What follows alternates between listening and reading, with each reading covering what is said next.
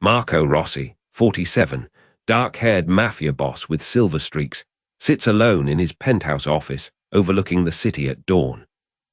His intense dark eyes scan security monitors showing his empire. Warehouses, street corners, restaurants, all humming with his invisible control. Marco's scarred jaw tightens as he reads lips on a muted screen. His lieutenants discussing business he cannot hear without his interpreter. He was born deaf, a fact his enemies learned to weaponize and his allies learned to hide, creating a kingdom built on written commands. Domenico Caruso, Marco's right hand for 20 years, enters the office and signs a morning briefing with swift, efficient hand movements. Marco absorbs the news, shipments delayed, arrival territory probed, money counted, all filtered through Domenico's weathered face and precise hands. A moment of frustration crosses Marco's features. Even his most trusted lieutenant's voice, his tone, the truth behind his words, remain forever locked away. Marco gestures sharply toward the window, and Domenico understands. Check the docks, ensure loyalty, remind everyone who controls this city. 300 men answer to Marco Rossi, yet not one has ever heard him speak, never witnessed the humanity beneath the scar and the suit. In the penthouse below, staff moves silently through hallways, trained to never ring phones in his presence, never play music, never forget his ears don't work. Marco's sister Nina calls the main line. A secretary types the conversation for him. Nina says father is ill, wants to see you. He deletes the message without responding, his jaw clenching. Family was a weakness he'd severed years ago to survive in this world. At a restaurant Marco owns in the old quarter, Vittorio Russo, rival boss with cold grey eyes, drinks espresso and makes quiet plans. Vittorio tells his men that Marco's silence is finally a liability.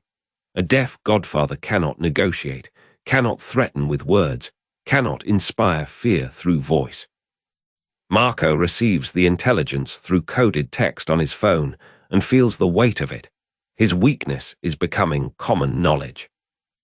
He stands at his office window for an hour, watching the city breathe, wondering if strength built on isolation can ever feel like anything but prison. That evening, Marco's household manager resigns without notice, leaving a typed letter. The silence here is too heavy to carry anymore. Domenico enters Marco's apartment with news of the resignation, signing the words carefully, but Marco's eyes are fixed on the city lights below. For the first time in years, Marco feels the question he's buried. What is an empire if the man who rules it is truly alone? The next morning, a new maid agency sends a replacement to Marco's penthouse, a young woman named Sofia, whose file he doesn't bother to read.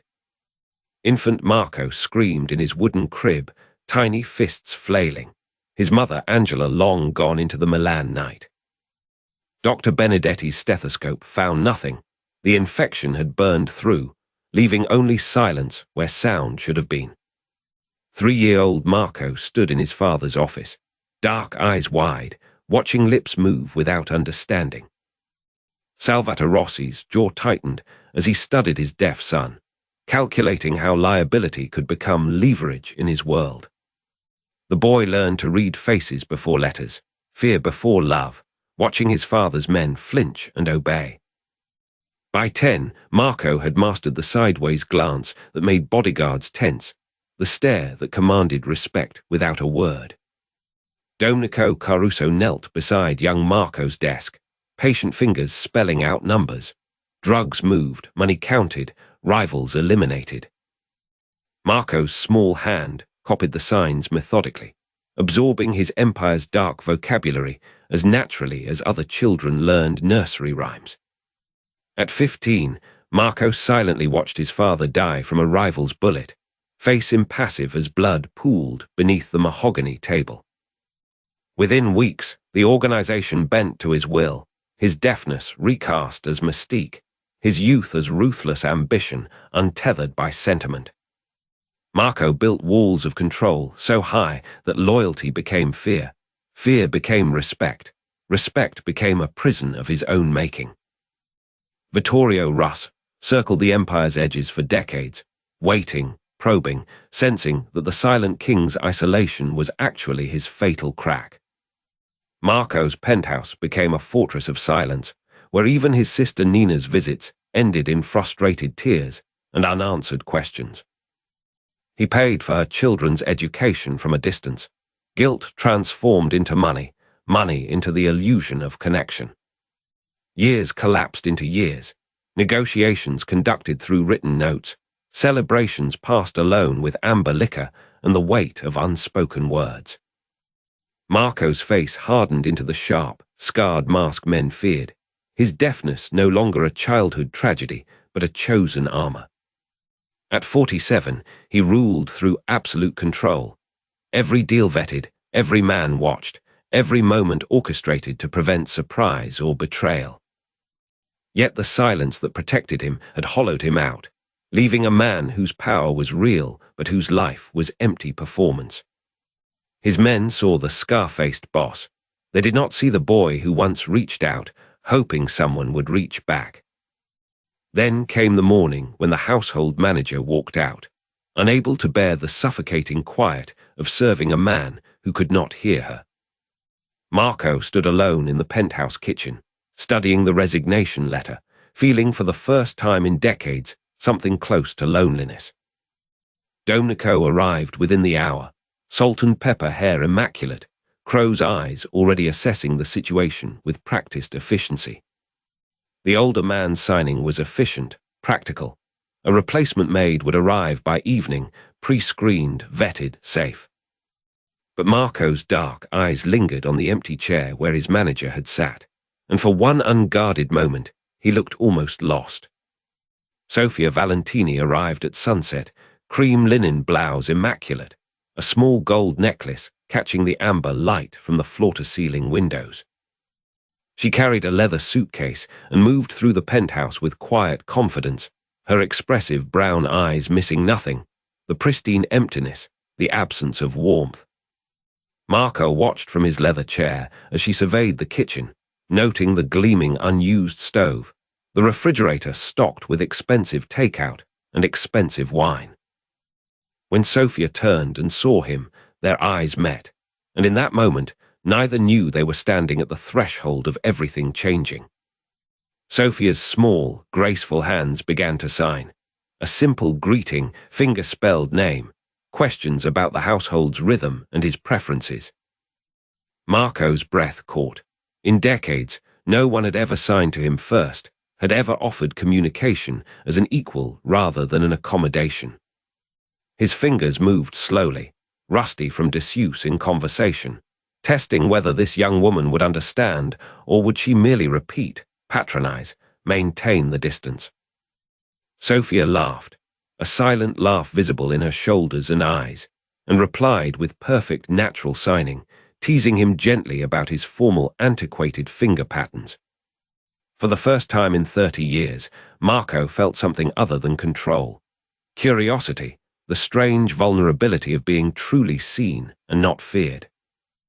That night, Sofia prepared dinner, not the cold, imported delicacies the staff had relied on, but pasta alla carbonara from memory, the dish smelling like warmth and possibility.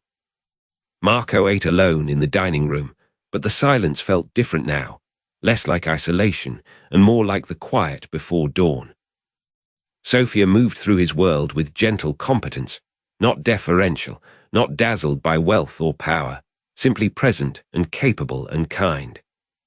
He found himself watching her, this small woman with expressive eyes and delicate hands, and wondering what it meant that his first instinct was not to control her. Domenico noticed the shift immediately, his crow's eyes narrowing as he observed Marco's attention follow Sofia through the penthouse. The older man said nothing, but his jaw tightened in a way that suggested he understood. The boss had found a distraction, and distractions in their world were dangerous. Marco told himself it was nothing, merely the novelty of someone who understood his deafness as a language rather than a limitation. Yet each morning he woke earlier, listening to the soft sounds of the penthouse stirring around him, aware that today Sophia would be there.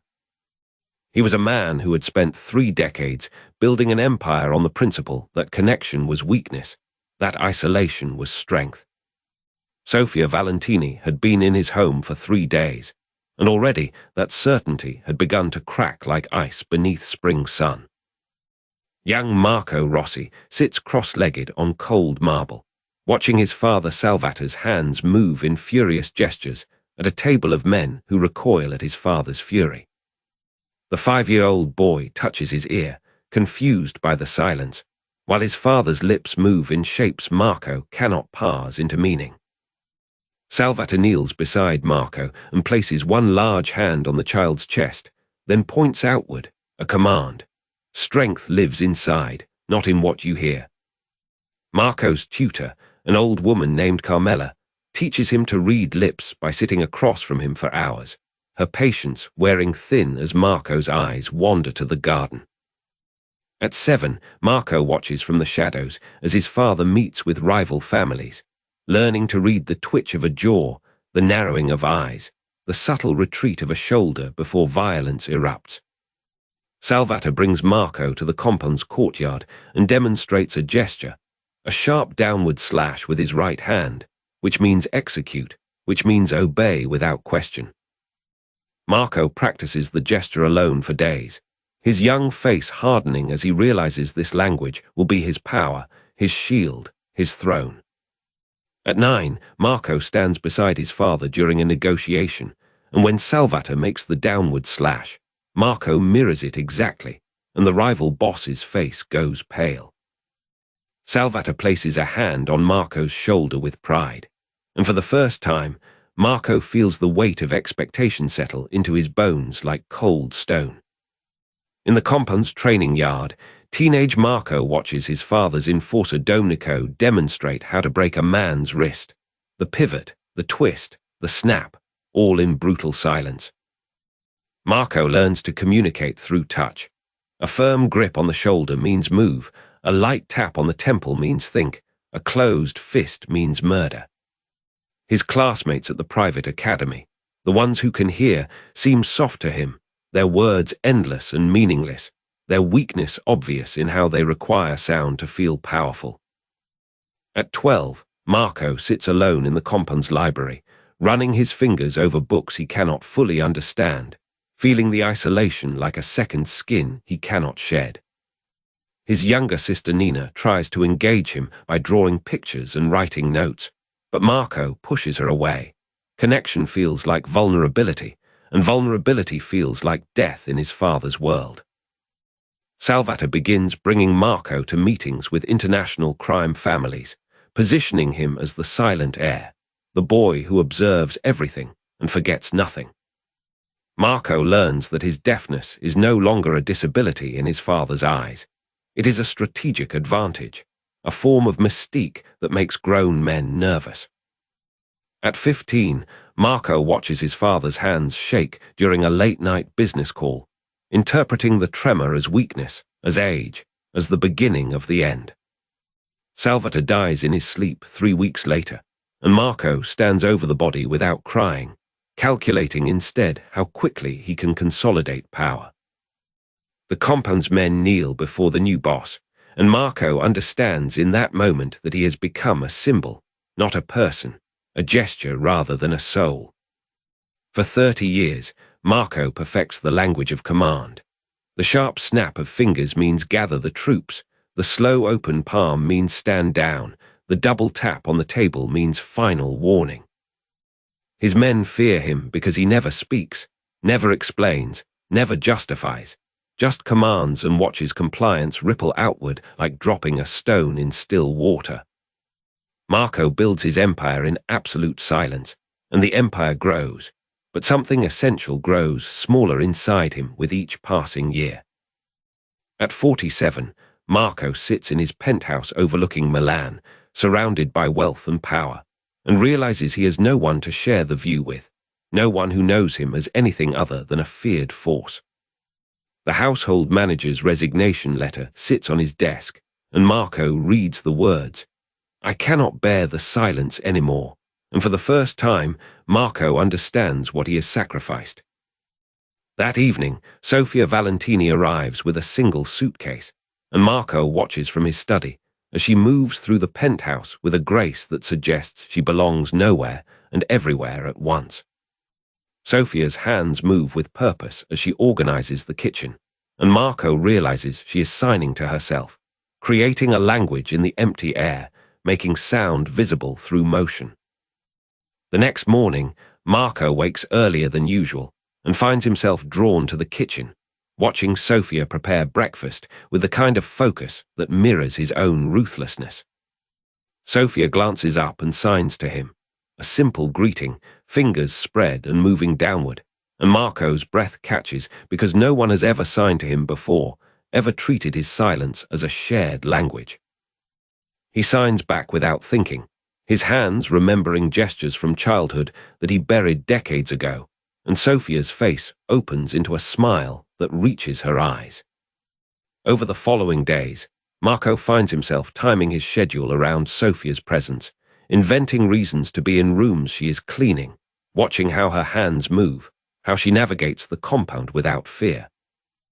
Sofia notices his attention, and instead of retreating, she begins leaving small signs around the penthouse, a note in ASL showing him the word for coffee, another teaching him morning, another simply saying, listen with your eyes. Marco stands in his study holding a card on which Sofia has drawn the sign for friend, and feels something crack open inside his chest, a vulnerability so sharp it borders on physical pain. He thinks of his father's philosophy, that strength comes from isolation, that connection is weakness, and for the first time in his life, Marco wonders if everything he built was built on a lie. Sofia knocks on his study door one evening and signs to him slowly. You don't have to be alone anymore, and Marco's hands tremble as he reaches toward her, then pulls back, afraid of what touching something real might cost him. That night, Marco lies in bed listening to the silence he has always known, but it feels different now, not empty, but full of possibility, full of the promise of a language he thought he had lost. Outside his window, Milan glitters with 10,000 lights, and Marco understands finally that power without witness, without someone to share the weight of it, is not power at all. It is just a very expensive grave. Young Marco Rossi, 13, stands in his father Salvatore's Milan compound office, watching men tremble at his silent stare. Marco's body moves with predatory grace as he signs commands to lieutenants, his gestures sharp and absolute, brooking no question. A rival's son sneers at the deaf boy, mocking him with cruel hand movements until Marco's eyes go cold and still. Marco steps forward without sound, his silence heavier than any shout, and the boy's mockery dies in his throat. Domenico Caruso, then 30, watches the teenager with new respect. Marco's deafness has become a weapon, unpredictable and terrifying. Marco learns that rivals cannot anticipate him because they cannot hear his plans, only see his face, which reveals nothing. In the compound's courtyard, Marco practices combat in absolute silence, each movement economical, every strike a conversation with death. His father Salvatore nods once from the shadows, and Marco understands. Deafness is not weakness, it is the ultimate armor. Years blur, Marco at 18, commanding 50 men with a gesture and a glare, his reputation spreading through Milan's underworld. Rivals whisper that Marco Rossi hears nothing, forgets nothing, and kills with the efficiency of someone untouched by conscience or mercy. Marco discovers he can read a man's face, his breathing, his trembling hands, information his competitors assume he cannot access. A lieutenant tries to deceive Marco, using words as cover, but Marco watches the man's pupils dilate and knows the lie. Marco's hand moves once, a simple gesture of dismissal, and the lieutenant is found 3 days later in the Arno River. The word spreads. Marco Rossi is deaf, yes, but his silence makes him impossible to bargain with, impossible to predict, impossible to defeat. At 22, Marco inherits his father's empire and immediately expands it, his deafness now legendary, his power seemingly absolute. Yet even as his territory grows, Marco signs alone in his penthouse at night, watching the city lights, feeling the weight of his own isolation. Domenico remains loyal, but Marco cannot confide in him, cannot let anyone see the loneliness that comes with being feared by everyone. Marco builds walls thicker than his father's, and they become his tomb, beautiful and impenetrable and utterly hollow. By 47, Marco Rossi rules an empire, but knows no one and trusts no one, his deafness no longer a gift but a curse. His sister Nina's rare visits end in painful silence and signed arguments, each leaving Marco more convinced that connection is impossible. The household manager's resignation should not have hurt him, but it does, a reminder that even servants cannot bear his presence. Then Sofia Valentini arrives, and for the first time since adolescence, Marco feels the possibility that his silence might not be a weapon. Sofia signs to him as an equal, not a subordinate, and something in Marco's chest cracks open like spring ice. Marco realizes that all his years of weaponizing deafness, of making silence terrifying, have cost him the one thing money cannot buy, being known. Young Marco, barely 17, watches his father Salvatore slice a rival's throat in the Milan compound courtyard with methodical coldness. Salvatore catches Marco's eye and nods, a single gesture meaning, "You are ready to inherit this world." Marco steps forward and commands his first execution with a hand signal so subtle that only Domenico catches it. The man falls. Domenico, 32 then, grips Marco's shoulder and whispers words Marco cannot hear but reads from his lips, "You are your father's son." Over 5 years, Marco orchestrates a takeover so quiet that his father's enemies never see him move.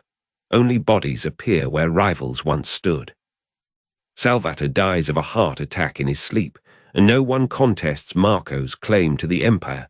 The silence has already spoken for him. 22-year-old Marco presides over his first board meeting, and even the bravest lieutenants cannot meet his gaze without flinching. Domenico becomes Marco's right hand, translating lip-spoken orders into action, the only man alive who witnesses Marco's methods in full. A rival faction tests Marco by killing one of his warehouse managers. Marco's response is so swift and final that 3 cities fall into absolute obedience. 10 years pass, and Marco's legend crystallizes, stories of the deaf boss whose silence is deadlier than any word, whose hands speak extinction. Vittorio Russ rises as a younger threat, but even he does not dare move openly against a man whose motives are invisible, readable only in corpses. Marco sits in his father's study, now his own, and realizes no one in this empire has ever told him the truth. Everyone performs fear instead of loyalty. His sister Nina stopped calling years ago, convinced her brother was a stone, unreachable, beyond saving by family. Domenico remains, faithful but distant, speaking business only, never risking the vulnerability of real conversation across the silence. Marco's penthouse is immaculate but empty, a palace built on power that cannot be shared, only guarded. At 35, Marco begins to feel the weight of the armor, the constant performance of invulnerability, the exhaustion of reading every face for betrayal. He considers marriage to strengthen alliances, but the thought of lying beside someone while remaining utterly alone fills him with quiet dread. Marco's household manager at the time, an older man named Giuseppe, begins to crack under the weight of the silence, cooking meals no one tastes, cleaning rooms where no one speaks. One morning, Giuseppe hands in his resignation with tears streaming down his face, unable to articulate why. The quiet itself has become unbearable. Marco watches Giuseppe leave and feels something crack in his chest, a recognition that his power has cost him the one thing he never learned to earn, genuine presence. That same evening, as dusk falls over the city, Sofia Valentini arrives at the penthouse door with her suitcase and her patient eyes. Sofia begins her work, and on the third morning, Marco finds himself waking earlier, drawn to the sound of her movements, a presence that does not fear him. When Sofia signs to him directly, asking about his breakfast preference, Marco feels the shock of it. She is treating me like a human.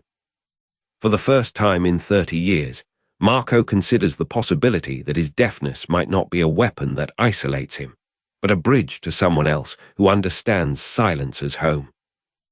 Young Marco Rossi, age 25, stands in his father's candlelit bedroom as Salvatore Rossi lies dying, chest barely rising, machines beeping in muted fury around them. Marco watches his father's lips move, words meant for ears Marco will never have, and feels the generational weight settle across his shoulders like a crown of ash. Domenico Caruso enters silently, placing a weathered hand on Marco's shoulder. The old lieutenant's face reads as prophecy. Everything changes tonight.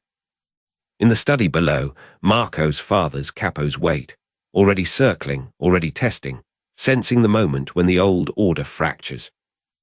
Marco descends the marble staircase alone, his suit immaculate, his expression carved from stone, a boy playing the role of king.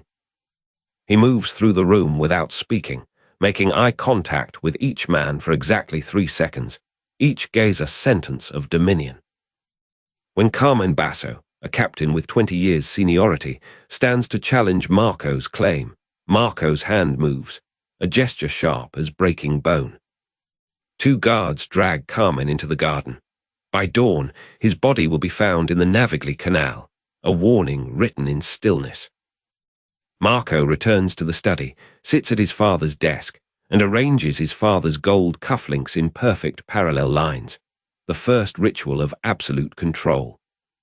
Domenico brings news. 4 smaller families have already pledged loyalty, terrified by the Basso message. 3 others are negotiating.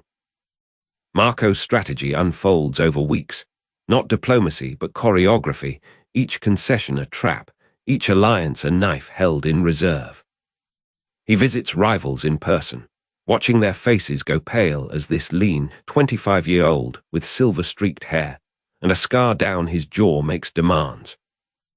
In the Via Montenapoleone tailor shop, Marco orders 7 identical suits, each one a statement that his taste now defines Milan's underworld aesthetics. He begins attending his father's old restaurants, eating alone at corner tables, his silence now carrying the weight of inherited blood and methodical killing. Domenico brings him reports of whispered comparisons. The boy is colder than Salvatore, more dangerous, less human, exactly what Marco needs them to believe. At night, in the compound's east wing, Marco stands at the window watching the city lights, feeling nothing but the peculiar satisfaction of absolute control achieved. His sister Nina calls the house, and Marco has Domenico tell her that Marco is occupied. He cannot afford sentiment now, cannot afford the softness that connection demands. When a rival family tests him by moving product into Marco's territory, Marco's response is methodical. He burns their warehouse, poisons 3 of their men, leaves a single gold cufflink at the scene. Word spreads through Milan's underworld with the speed of religious conversion. The youngest boss in regional history has risen, and he is deaf, unreachable, and utterly without mercy. By Marco's 26th birthday, his father's empire has expanded by 40%. No one dares challenge him. Even Domenico begins to fear the thing he has helped create. Marco eats dinner alone in the compound's main hall, 100 empty chairs stretching behind him, and feels the particular cold of ultimate victory. He reviews financial reports, signs off on shipments, orders the execution of 3 men suspected of disloyalty, all without emotion, without hesitation, without witness. In the mirror of his private bathroom, Marco barely recognizes the man looking back. Sharper, colder, more marble than flesh, a successful monster in tailored charcoal.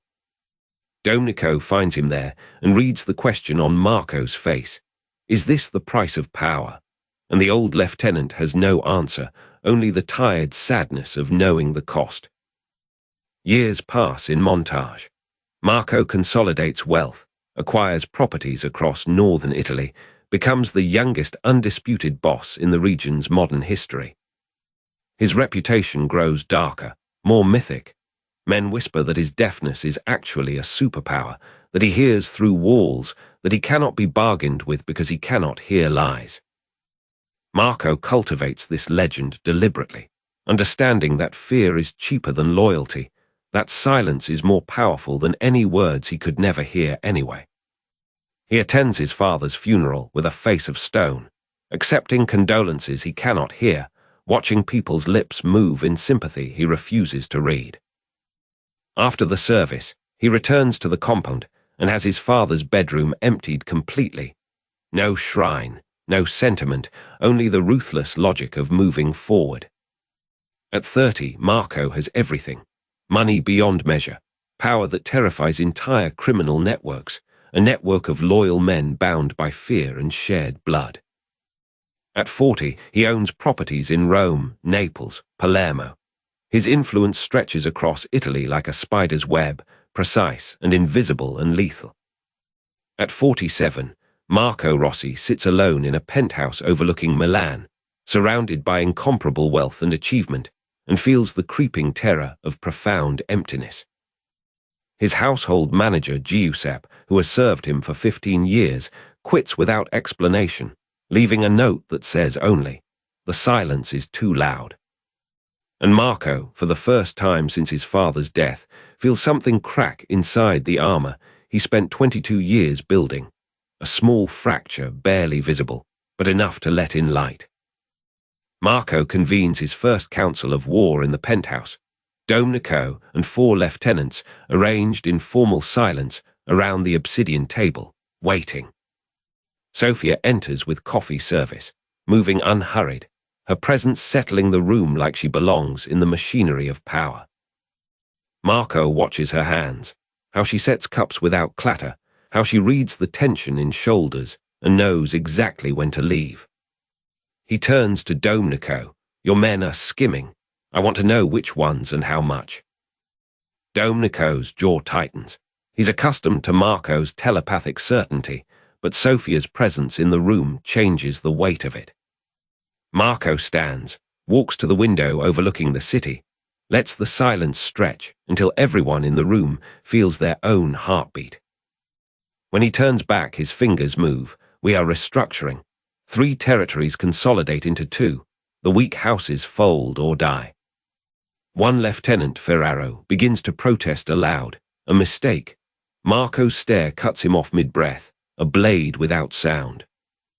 Sophia, clearing cups, catches the moment and understands. Marco's silence isn't absence. It's a weapon more terrible than any voice. Marco signs to Domenico. "Start with the north side. I want the Russo infrastructure mapped by Thursday." Domenico nods, the old language between them, trust built on 30 years of shared ruthlessness. But Marco glances at Sophia, and for an instant something flickers, awareness that she's seeing him differently than these men ever have. Over the next weeks, Marco restructures his empire with the precision of a surgeon, using his deafness as calculated strategy. He sits in on negotiations with Russo's representatives, men who expect to read his face, to find leverage in his silence. Instead, they find only patience. Marco's silence becomes a mirror. He reads them perfectly while they project their own anxiety onto emptiness. One emissary, Carlotta, leaves meetings shaken, unable to explain why the deaf boss's quiet felt more threatening than any verbal ultimatum. Marco eliminates 3 underbosses who were selling information, but he does it clean, surgical removals that look like retirement, like mercy. Domenico brings him photographs of the bodies, and Marco studies them without satisfaction, then files them away like quarterly reports. Sophia watches this shift. She sees how Marco's power is evolving from crude dominance into something more elegant and terrifying.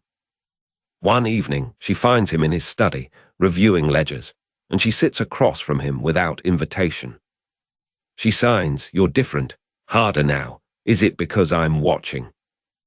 Marco sets down his pen, lets the question hang, a vulnerability he wouldn't have allowed 3 months ago. He signs back, "I'm using what I have. My silence was always a weapon. Now it's becoming an art." Sophia's expression doesn't change, but her eyes hold something like sadness or recognition, the look of someone watching a man polish his chains. She stands, and Marco grabs her wrist gently. "Does it matter? Does it matter that I see the machinery now?" Sophia meets his eyes. "It matters if you can still feel it while you're watching." She leaves, and Marco sits alone with his ledgers, the weight of her questions settling like rain. By month 6 of the restructuring, the organization is half the size, but 3 times as profitable and infinitely more lethal. Marco has consolidated power so completely that Vittorio Russo is left scrambling, isolated, watching his rival become untouchable. Domenico brings him news. "The men fear you more now than ever. They're starting to call this the age of silence."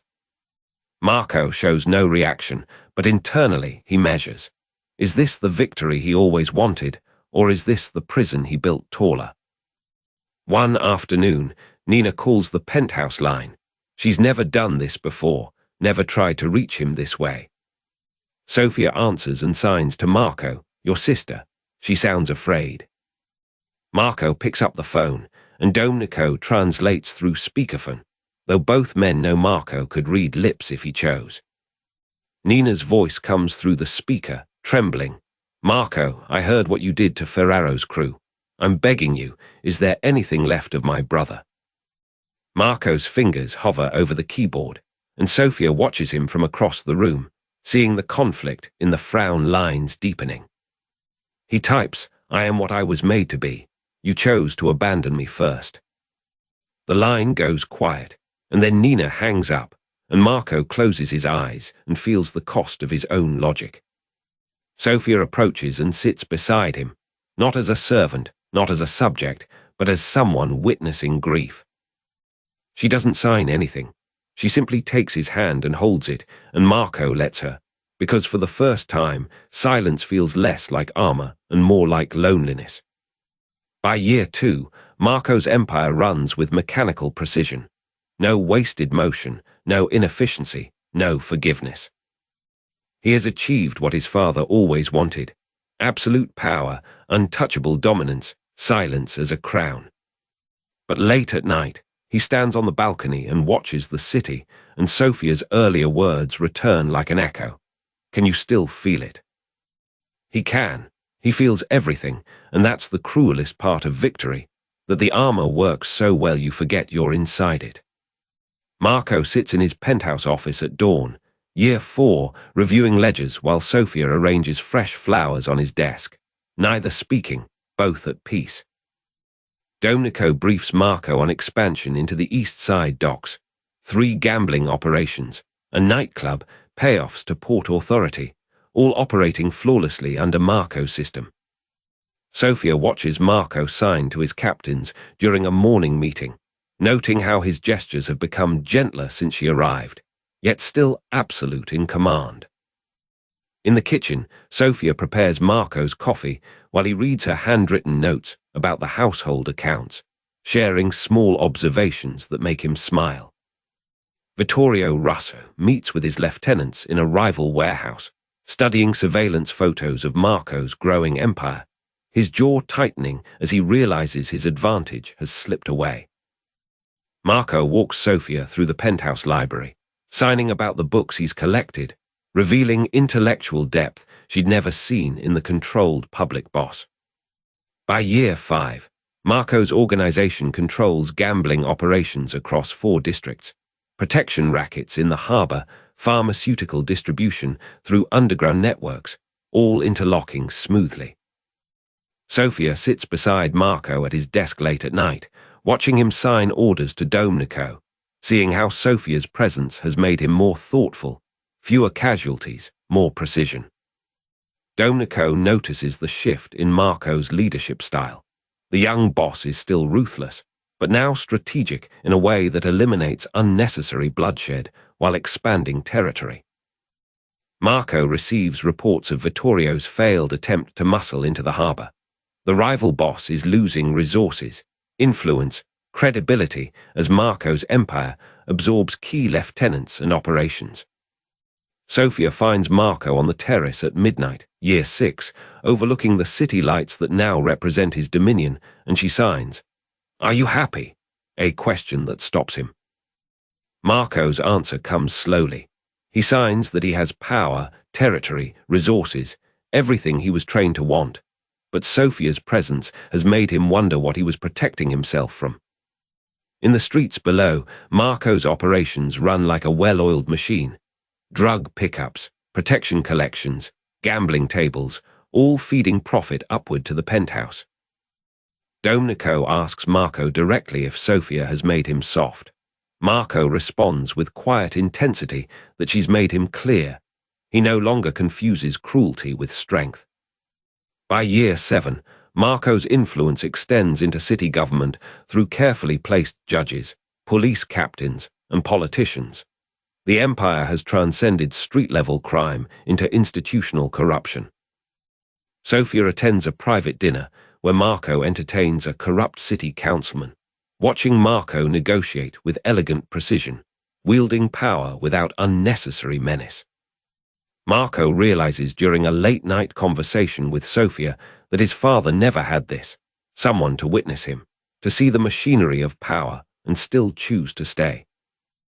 Vittorio Russo's organization contracts further as his lieutenants defect to Marco, recognizing the stronger boss, the cleaner operations, the genuine loyalty Marco now inspires rather than commands. Marco shows Sofia a historical document about deaf leaders in Renaissance Italy, signing that deafness was once seen as divine. She challenges him gently to consider what wisdom might look like. By year 8, Marco's family controls territory from the industrial zone to the financial district, with operations in narcotics, gambling, protection, real estate money laundering, and government influence. Sofia sits across from Marco at breakfast, year 8, and asks if the empire he's built is the one he truly wanted, or the one his father dreamed of.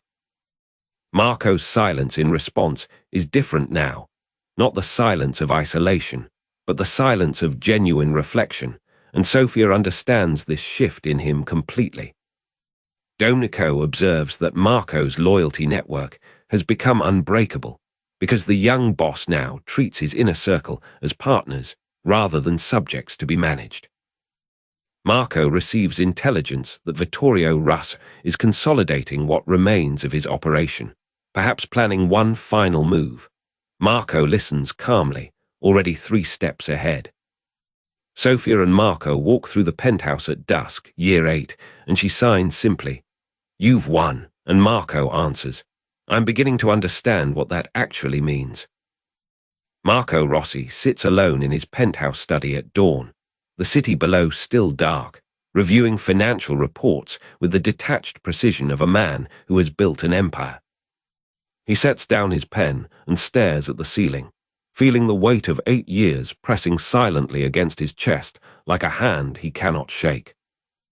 In the hallway outside his office, Sofia passes by carrying fresh linens, and Marco catches her reflection in the darkened window, the only person in his world who does not flinch from his gaze.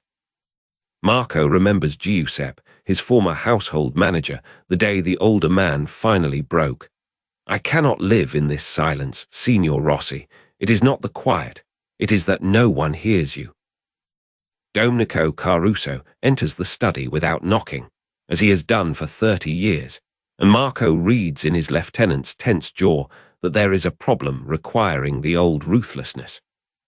Marco signs to Domenico that a rival operation in the warehouse district has moved against one of their shipments, and he watches Domenico's shoulders relax, the old obedience returning, unquestioning, mechanical. Hours later, Marco stands in his gym alone, punching a heavy bag until his knuckles bleed, trying to exhaust the strange ache that has lived in his ribs since waking this morning. He thinks of his sister Nina, remembering the desperation in her voice during that phone call years ago, how he ended the conversation because sentiment felt like weakness.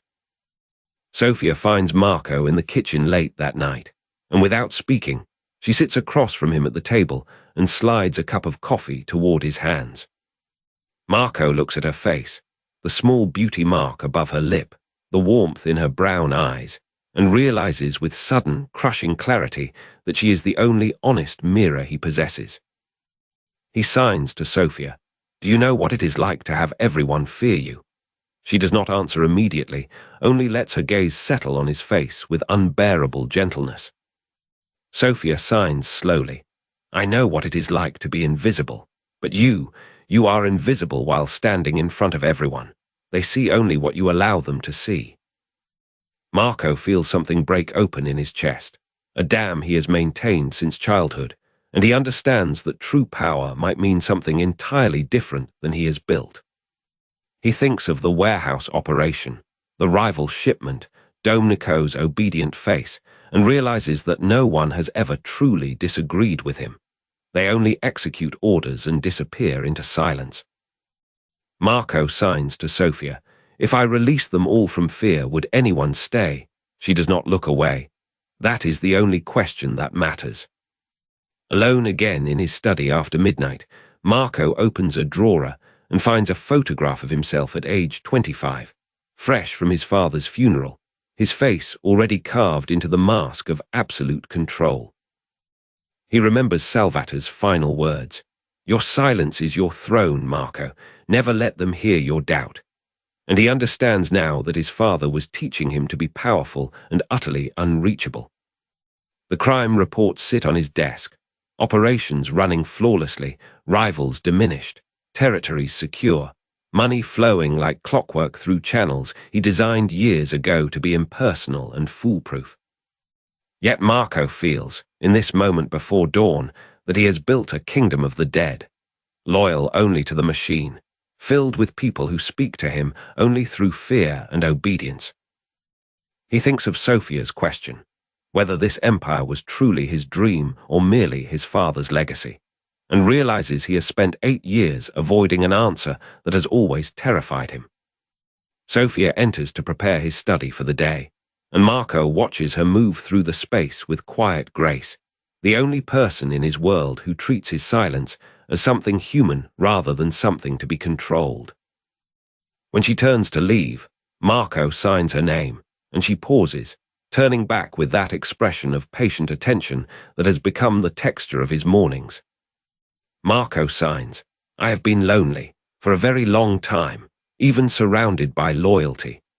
Sofia's eyes fill with tears, but she does not look away, and Marco understands that she has been waiting for him to speak this truth. He signs, "What would it take? What would it take for me to be heard by someone other than you?" Sofia sits down slowly, and her hands move in sign language. "You would have to risk being wrong. You would have to let them see your doubt." Marco stands and walks to the window, looking out at the city awakening, the streets where his power flows invisibly through networks of fear and machinery, and he feels the weight of every choice that brought him here. He thinks of Vittorio Russo, weakened but still watching, and of Domnico, loyal but never truly seen, and of Nina, estranged by his own coldness, and he understands that isolation was never a side effect of his power, it was the price. In the study, surrounded by reports of his absolute dominance, Marco Rossi feels for the first time the possibility that he might want something that cannot be commanded or controlled or obtained through fear. He turns back to Sofia, and without signing, he simply lets her see his face, the terrible human loneliness beneath the armor of the Mafia boss, the man inside the legend, waiting to be acknowledged as real. Marco Rossi sat alone in his office at dawn, unable to sleep, watching the city lights fade into grey, wondering if his empire had ever truly been his own. A message arrived on his phone. Domenico Caruso had been found in the harbour, 3 bullets in his chest, his body still warm when the fishermen pulled him up.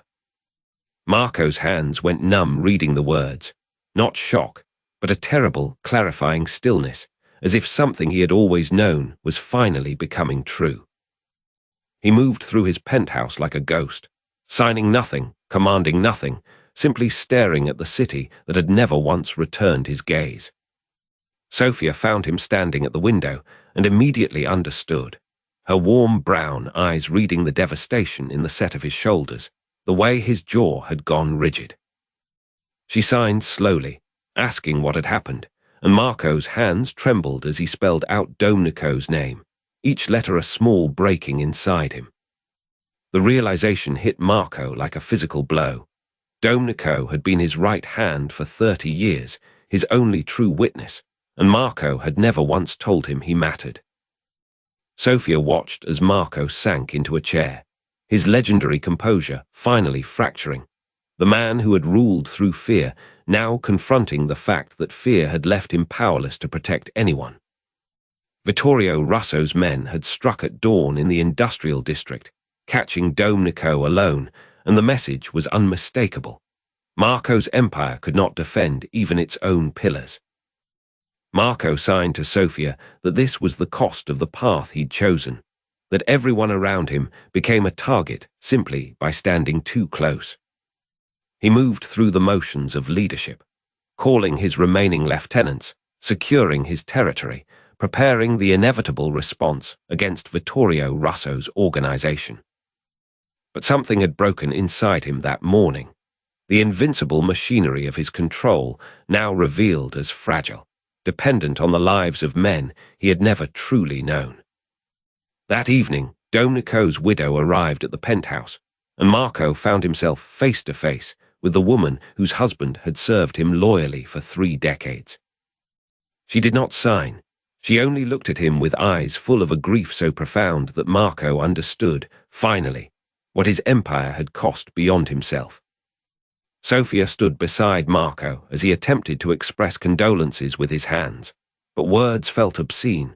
30 years of Domnico's devotion reduced to a funeral and a widow's hollow stare. Marco realized he did not even know Domnico's wife's name until someone whispered it. Isabella, 48 years old, now alone because of Marco's wars. He signed to Sophia that Domnico had been the only man in his organization who had never feared him, and now that man was gone, killed because he had stood too close to Marco's throne. Sophia's hand found his in the darkness, and neither of them signed. They simply stood together, witnessing the wreckage of power that had never been allowed to become love. Marco made the decision that night. He would retaliate against Vittorio Russo with absolute severity, reducing his organization to ash, ensuring no further strikes could reach his inner circle. But as he signed the orders to his remaining men, Marco felt the hollowness of it. Victory and vengeance suddenly revealed as the same empty gesture, reshaping nothing, healing nothing. His sister Nina called the next morning, somehow knowing without being told, and for the first time in years, Marco accepted the call, not as a mafia boss, but as a brother in need. Nina's voice came through the phone line to his interpreter, and Marco watched the young man sign her words. "I heard about Domnico. I'm so sorry. Please let me come see you." Marco signed yes, a single word that contained a lifetime of refusal finally breaking open. Sophia prepared the penthouse in quiet, methodical grace, understanding without being told that something fundamental had shifted in Marco Rossi's capacity to let others in. As the sun set on the day of Domnico's death, Marco sat in his office and truly allowed himself to grieve, not for the loss of a lieutenant, but for the 30 years of isolation that had made that loss possible. He understood, with a clarity that was almost unbearable, that his empire had protected nothing and no one, that the only thing his power had ever truly guarded was the locked door of his own heart. Sophia brought him tea and sat across from him in silence, her presence a gentle refusal to let him disappear back into the machinery of his dominance. Marco signed, slowly and carefully, that he did not know how to be anything other than what he had been, but that for the first time he wanted to try. Sophia's warm brown eyes filled with tears, and she reached across and took his hand. And in that moment, Marco Rossi finally understood that connection was not weakness, but the only real strength he had ever possessed. Marco Rossi stands alone in his penthouse at 3 a.m., Domenico's absence a physical weight in the silence. He reaches for his phone to call Domenico out of habit, then remembers the harbour, the body, the widow's shattered eyes. Marco pours whiskey with a trembling hand, spilling amber liquid across the marble countertop, a man who never spills anything. In the mirror, he sees his father's face, the sharp cheekbones, the controlled expression, the unreachable distance behind expensive suit and gold cufflinks. Sophia finds Marco on the terrace at dawn, watching the city wake, without knowing that his oldest friend died protecting his empire. She doesn't ask questions. She simply sits beside him in the morning light, her presence saying what words never could. Marco's hands move through sign language with raw, unguarded emotion, admitting that Domenico's death proved his power was a lie, a beautiful, terrifying lie.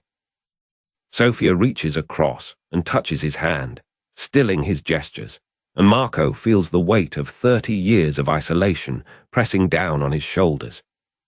He thinks of Nina's voice on the phone last night, cautious, hopeful, and realizes he has spent his entire adult life pushing away the only people who might have loved him. Marco walks through his penthouse office and sees Domenico's chair beside his desk, empty, waiting, a monument to a friendship he never properly honored. He remembers Domenico at 25, standing beside him as he ordered his first execution, witnessing Marco's transformation into legend, never once flinching or leaving.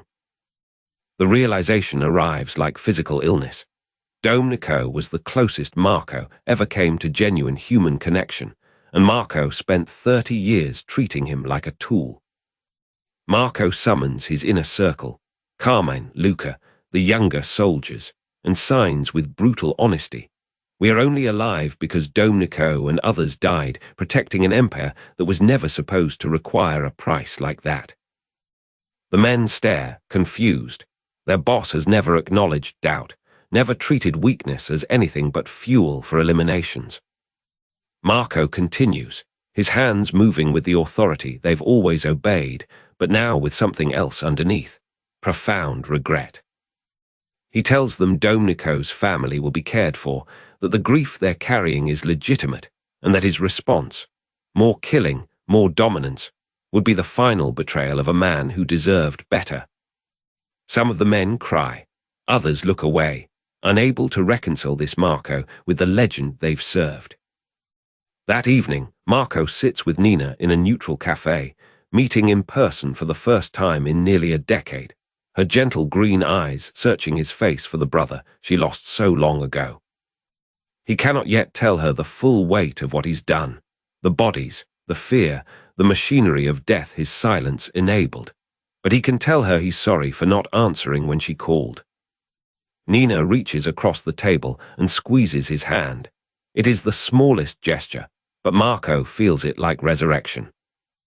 He thinks of how Sophia would say this moment matters, not because it fixes the past, but because he chose vulnerability over distance.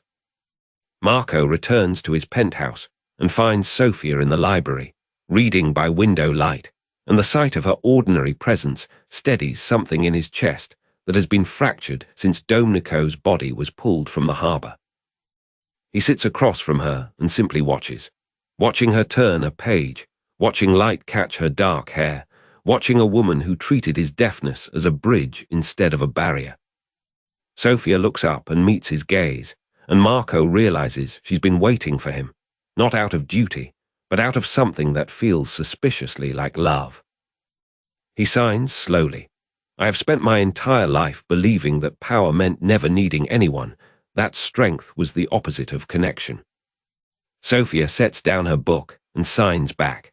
"Perhaps your strength was always supposed to include the courage to be known."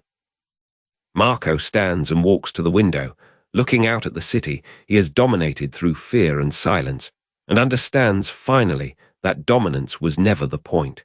Connection was always what he was searching for beneath the armor. He turns back to Sophia and signs 3 words with absolute clarity. I need you. Not as a maid, not as someone serving his household, but as a person who sees him. Not the legend, not the ruthless boss, but the man underneath who has been terribly, desperately lonely.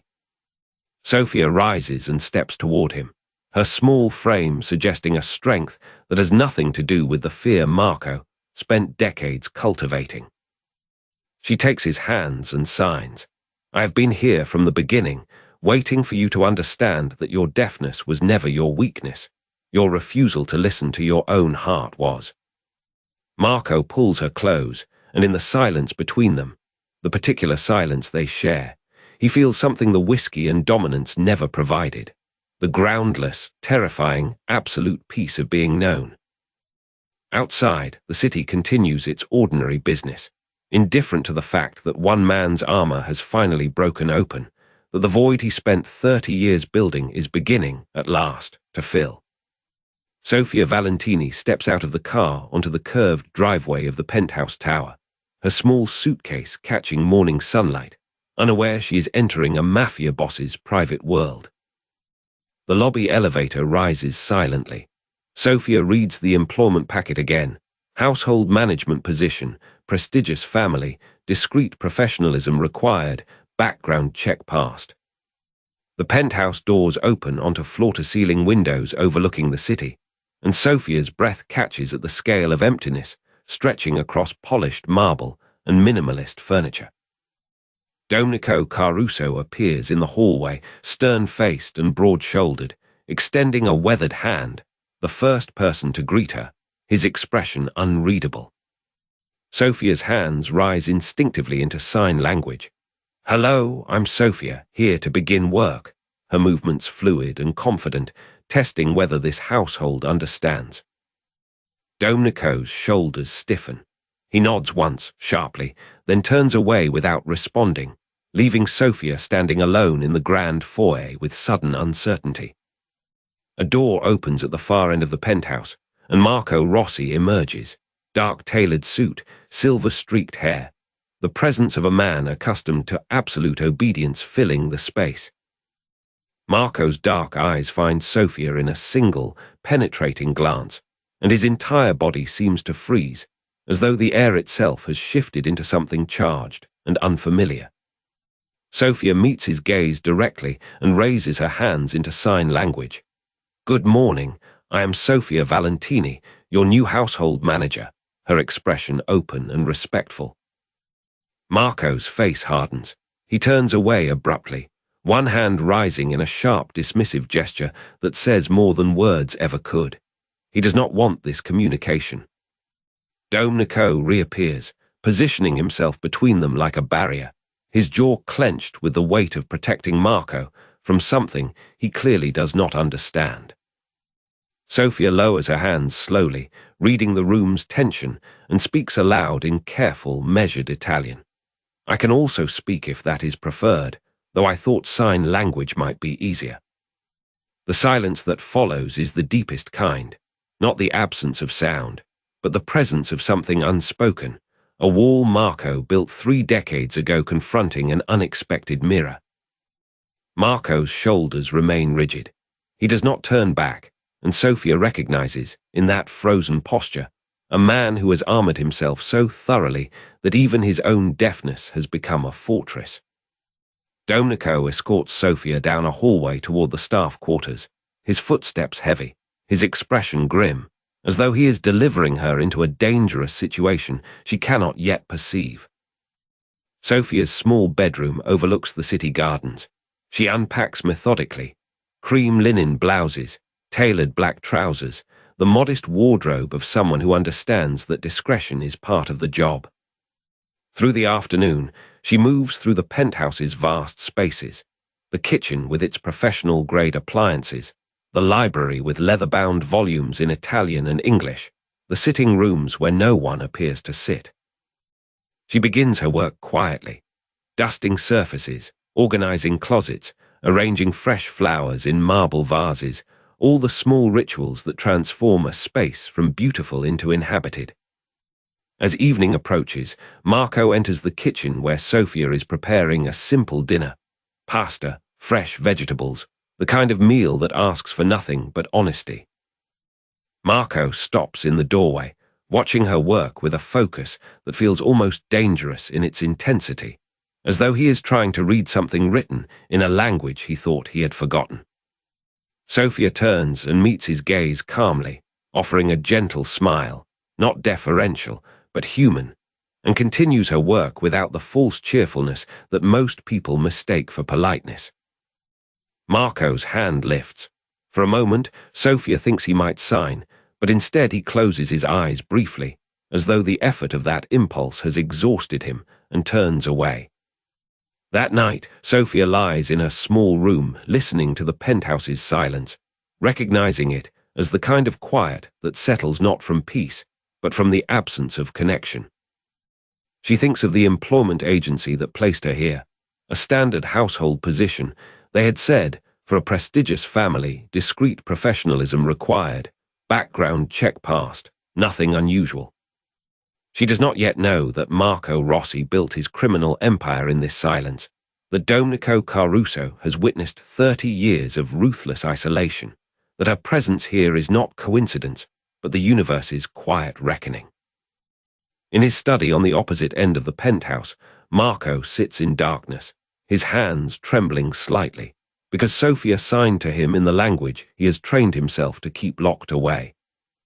He thinks of his sister Nina's recent phone call, her tentative voice asking if he could ever let someone in, and he understands, with a clarity that terrifies him, that Sofia is precisely the answer he has been refusing. Marco's hand moves to his chest, pressing against the place where 30 years of armor has left a hollow space, and for the first time in his life, he allows himself to feel how much it costs to be absolutely alone. The next morning, Sofia finds fresh coffee prepared, a handwritten note in careful Italian script, breakfast preference, signed with a simple M, the first bridge Marco has offered across the silence. Sofia enters Marco's study on her first morning, finds him at his desk reviewing documents, and notices the handwritten note about breakfast beside his coffee, a gesture that catches her breath. Marco looks up from his papers, sees Sofia in the doorway wearing cream linen and that delicate gold chain, and feels his chest tighten in a way 30 years of power never touched. Sofia approaches slowly, deliberately, and signs a simple greeting, her hands moving with clarity and grace, treating him not as a boss, but as a person worthy of conversation. Marco's first instinct is to acknowledge her with a nod, the old boss's gesture, but Sofia's warm brown eyes hold steady, waiting for something more than dismissal. He signs back, rusty, deliberate, "Good morning," and watches Sofia's face light with genuine recognition, as if he has just spoken aloud after decades of silence. Sofia sits across from him without being invited, a small act of equality that should feel transgressive, but instead feels like the first honest moment of his adult life. She signs about the breakfast he asked about, eggs, fruit, espresso, and asks, in careful, precise movements, whether he slept well, as if his sleep matters to her. Marco realizes no one has asked him a personal question in 30 years. People have asked, "What are your orders?" But never, "How are you?" And the distinction unmoors him slightly. He signs that he slept poorly, restless, and Sofia nods without pity, understanding that insomnia is a fact, not a wound requiring sympathy or explanation. She tells him, her hands shaping words in the quiet between them, that the penthouse is beautiful but feels empty, and she wonders aloud if he has always lived alone. Marco feels the question land like a stone in still water. Sofia is asking not about his criminal empire, but about his solitude, and he finds himself wanting to answer truthfully. He signs slowly that yes, he has been alone, and that he thought it was strength until very recently, and Sofia's small smile acknowledges the courage that confession requires. Sofia stands and moves to the window overlooking the city, and Marco watches her without pretense, not commanding, just witnessing, and realizes he is terrified of her leaving. She turns and signs that she will prepare breakfast, but first she wants to know his actual name, not boss or sir. Does he have a name she can call him by? Marco signs Marco, almost hesitantly, as if offering his real name is an act of radical vulnerability, and Sophia repeats it back, Marco, spelling it in the air between them. The way she signs his name, deliberate, respectful, personal, makes him feel seen in a way that dominance never could, and he understands that connection is not something he can control or demand. Sophia leaves to prepare breakfast, and Marco sits alone in his study, his hands still feeling the shape of conversation, his body registering an unfamiliar sensation. Hope. In the kitchen, Sophia moves with quiet competence, preparing eggs and fresh fruit, and thinks about the man in the study, his roughness gradually revealing something tender underneath. She knows who he is, what he does. Her social worker training included background checks on employers, and the crime boss reputation preceded him, but his sign language was lonely, searching. Sophia has spent her own life navigating the hearing world's pity and condescension, has built a career on independence and capability, and in Marco's slow, careful signs, she recognizes a similar hunger for genuine exchange. She carries breakfast on a tray and finds Marco still at his desk, now watching the door, and their eyes meet with an understanding that requires no translation. Sophia sets the tray down and signs, with deliberate clarity, that she wants him to eat properly, to take care of himself, because his life matters beyond his empire. Marco feels tears threaten, a response his body has not produced in decades, and he signs back, stuttering slightly in emotion, that he will try, that he wants to try. Sophia remains in the study as he eats, not hovering, just present, and they sit together in a silence that is not empty but full, the kind of quiet that requires no explanation. When Marco finishes, he signs a question he has never asked anyone. Will you stay, not as a maid, but as someone who understands? Sophia's expression softens with something like recognition, and she signs back that she is staying, that her job is this house, but more than that, she is staying for him. Marco stands and walks to the window beside her, and they stand together looking out at the city he has ruled with fear, and he feels, for the first time, that ruling alone was not ruling at all. Sophia signs that the city is beautiful in morning light, and Marco signs back that he never noticed, until now, that he was too busy holding everything down to look at anything. The conversation drifts into simpler things, her questions about his preferences, his stumbling attempts to ask about her life before this penthouse, the small bridge building of genuine curiosity. Marco learns that Sophia grew up in Rome, that she became a social worker because she wanted to help people navigate systems designed for the hearing world, that her deafness shaped her but did not define her. He signs this question carefully. Are you afraid of me? And Sophia considers the question with genuine thought, not reassurance, before answering honestly that she is not afraid, only cautious. Marco understands the distinction. Caution comes from wisdom, from respecting someone's power while refusing to be controlled by it, and he respects her for it immensely. By mid-morning, Sophia excuses herself to begin her work, and Marco watches her move through the penthouse with graceful efficiency, this young deaf woman who has simply refused to treat him as a legend. Domenico Caruso arrives for their scheduled meeting and finds Marco at the window, watching Sophia dust the library, and sees something in his boss's face that he has not witnessed in 3 decades: tenderness. Domenico's stern expression softens slightly, and he signs, in the basic gestures Marco taught him years ago, good. And Marco nods, understanding that his oldest lieutenant sees what is beginning to crack open. That evening, Marco sits alone in his study and thinks about the trajectory of his life. From isolated child to unreachable man to, perhaps, someone capable of connection once more. He writes a note in his careful handwriting, asking Sophia if she would take dinner with him tomorrow as conversation rather than service, and leaves it on the kitchen counter where she will find it. Sophia discovers the note and holds it, reading the simple question multiple times, and feels her own defenses shift. She came here to do a job, but somewhere between his careful hand signs and his genuine questions, Marco became human to her. As night settles over the city, both Marco and Sophia lie awake, neither lonely in quite the same way they were before, both trembling slightly at the possibility that connection might actually be possible.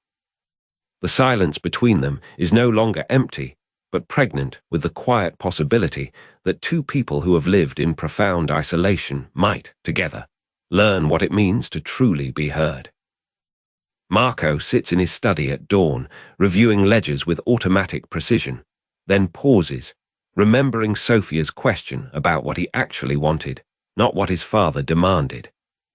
Sophia enters with his coffee, and instead of issuing commands, Marco signs slowly, asking how she slept, whether the guest room was comfortable, what she might want for breakfast. Domenico watches from the hallway, jaw tightening. In 30 years, he has never seen Marco Rossi ask anyone a personal question.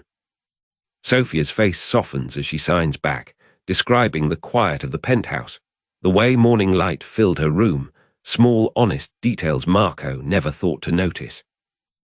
Marco leans forward, genuinely curious, signing follow-up questions about her preferences, her family, whether she had siblings, dialogue that stretches into 20 minutes. A guard passes and stops short, confused. His boss is conversing, not commanding, his hands moving in sustained dialogue rather than the terse gestures of control. At the breakfast table, Sophia sits across from Marco instead of standing. A boundary shift she initiates by sitting down, and Marco does not correct her. Marco signs about the penthouse, its silence, how he had stopped noticing it until she arrived and made him see the difference between quiet and loneliness. Sophia reaches across the table, a gesture of connection, and Marco does not flinch. He meets her hand halfway, a moment of genuine human touch without transaction or control. Domenico pulls aside one of the younger guards later, warning him not to report this shift upward. His boss is changing, and the organization will have to adapt or break. In the afternoon, Marco invites Sophia into his study, not to clean, but to sit, and they spend hours in conversation, signs flowing between them like a language his body remembers. Sophia tells him about her social work, the deaf children she taught, her belief that deafness was never a deficit, a story that makes Marco weep quietly, acknowledging what he lost by treating his silence as a weapon. Marco signs about his father, the compound in Milan, the day he realized he was being raised to rule through fear rather than love, admissions that cost him but feel necessary. Sophia listens without judgment, without the performance of sympathy, just the steady presence of someone who understands that vulnerability is not weakness. By evening, the household staff notice Marco has not issued a single command. Instead, he walks through the kitchen and signs his appreciation for the meal, and the cook looks shocked. Domenico finds Marco alone in the library, reading a book about deaf culture, something he has never owned, and Marco meets his lieutenant's eyes with quiet defiance. This is happening. Marco signs to Domenico that everything is changing, that the old way of ruling through fear and isolation is finished, and Domenico, after 30 years of silence, nods slowly, accepting. That night, Sophia and Marco sit on the penthouse balcony overlooking the city, the lights spreading out like constellations, and they sign in comfortable silence about small things. Favorite foods, childhood memories, hopes. Marco admits he does not know what love looks like. He was never taught, and Sophia signs that she is learning it too, that they can discover it together without rushing. A rival spy watches from a distant building, reporting back to Vittorio Russo that the Mafia boss's behavior has fundamentally shifted. He is vulnerable now, distracted, no longer the unreachable legend.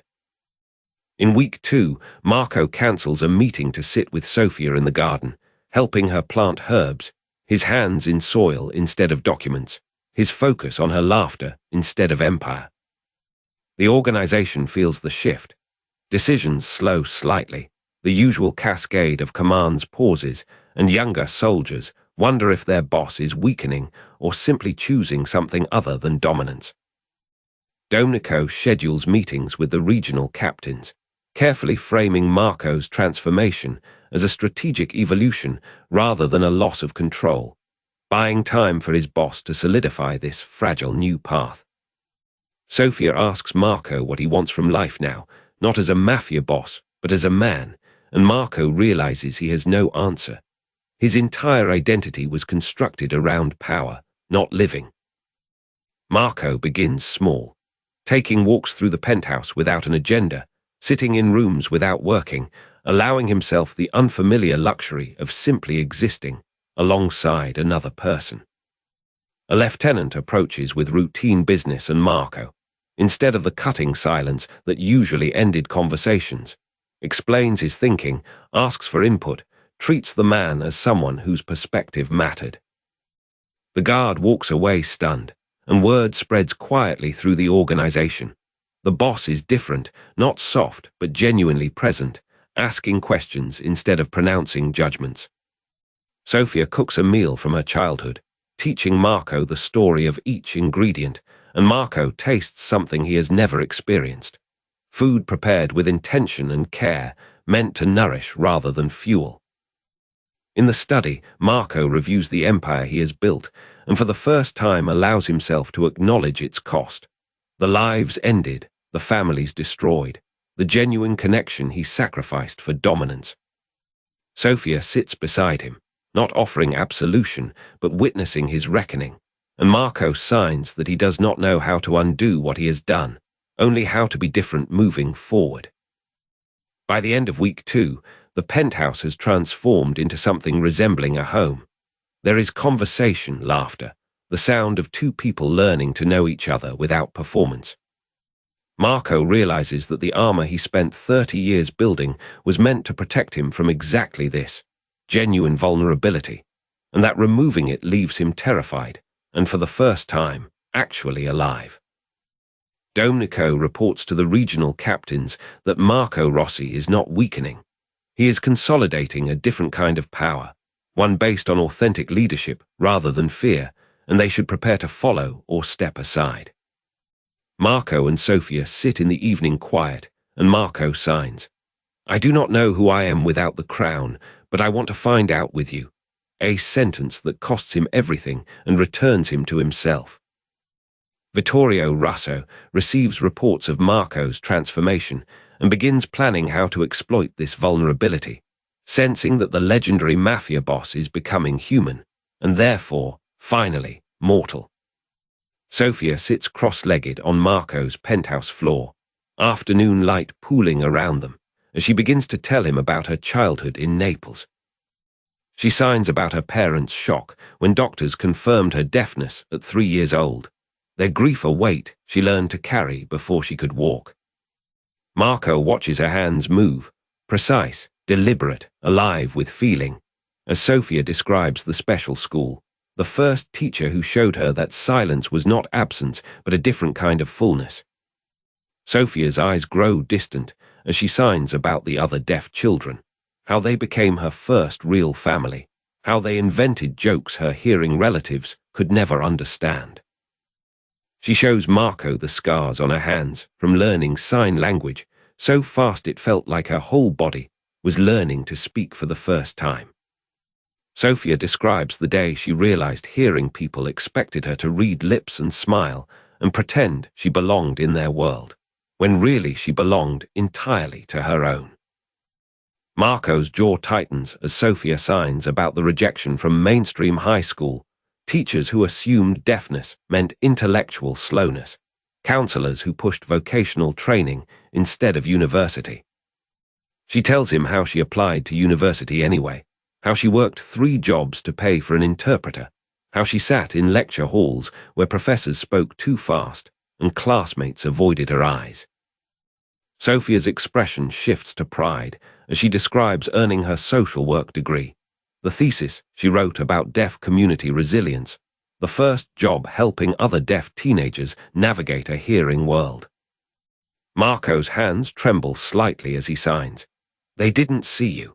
And Sophia nods, understanding that he is recognizing his own invisible scars in her testimony.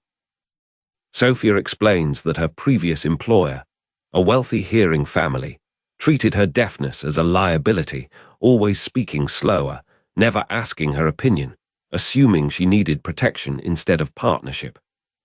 She signs about the day that family's daughter asked her to pretend to be hearing during a dinner party, to sit quietly so guests wouldn't feel uncomfortable, and how Sophia walked out that night.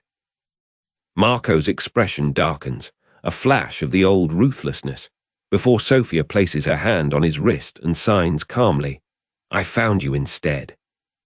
Sophia describes arriving at his penthouse, expecting another family who would hide her, diminish her, treat her deafness as shameful, and finding instead a man who understood what it meant to move through a world designed for other people.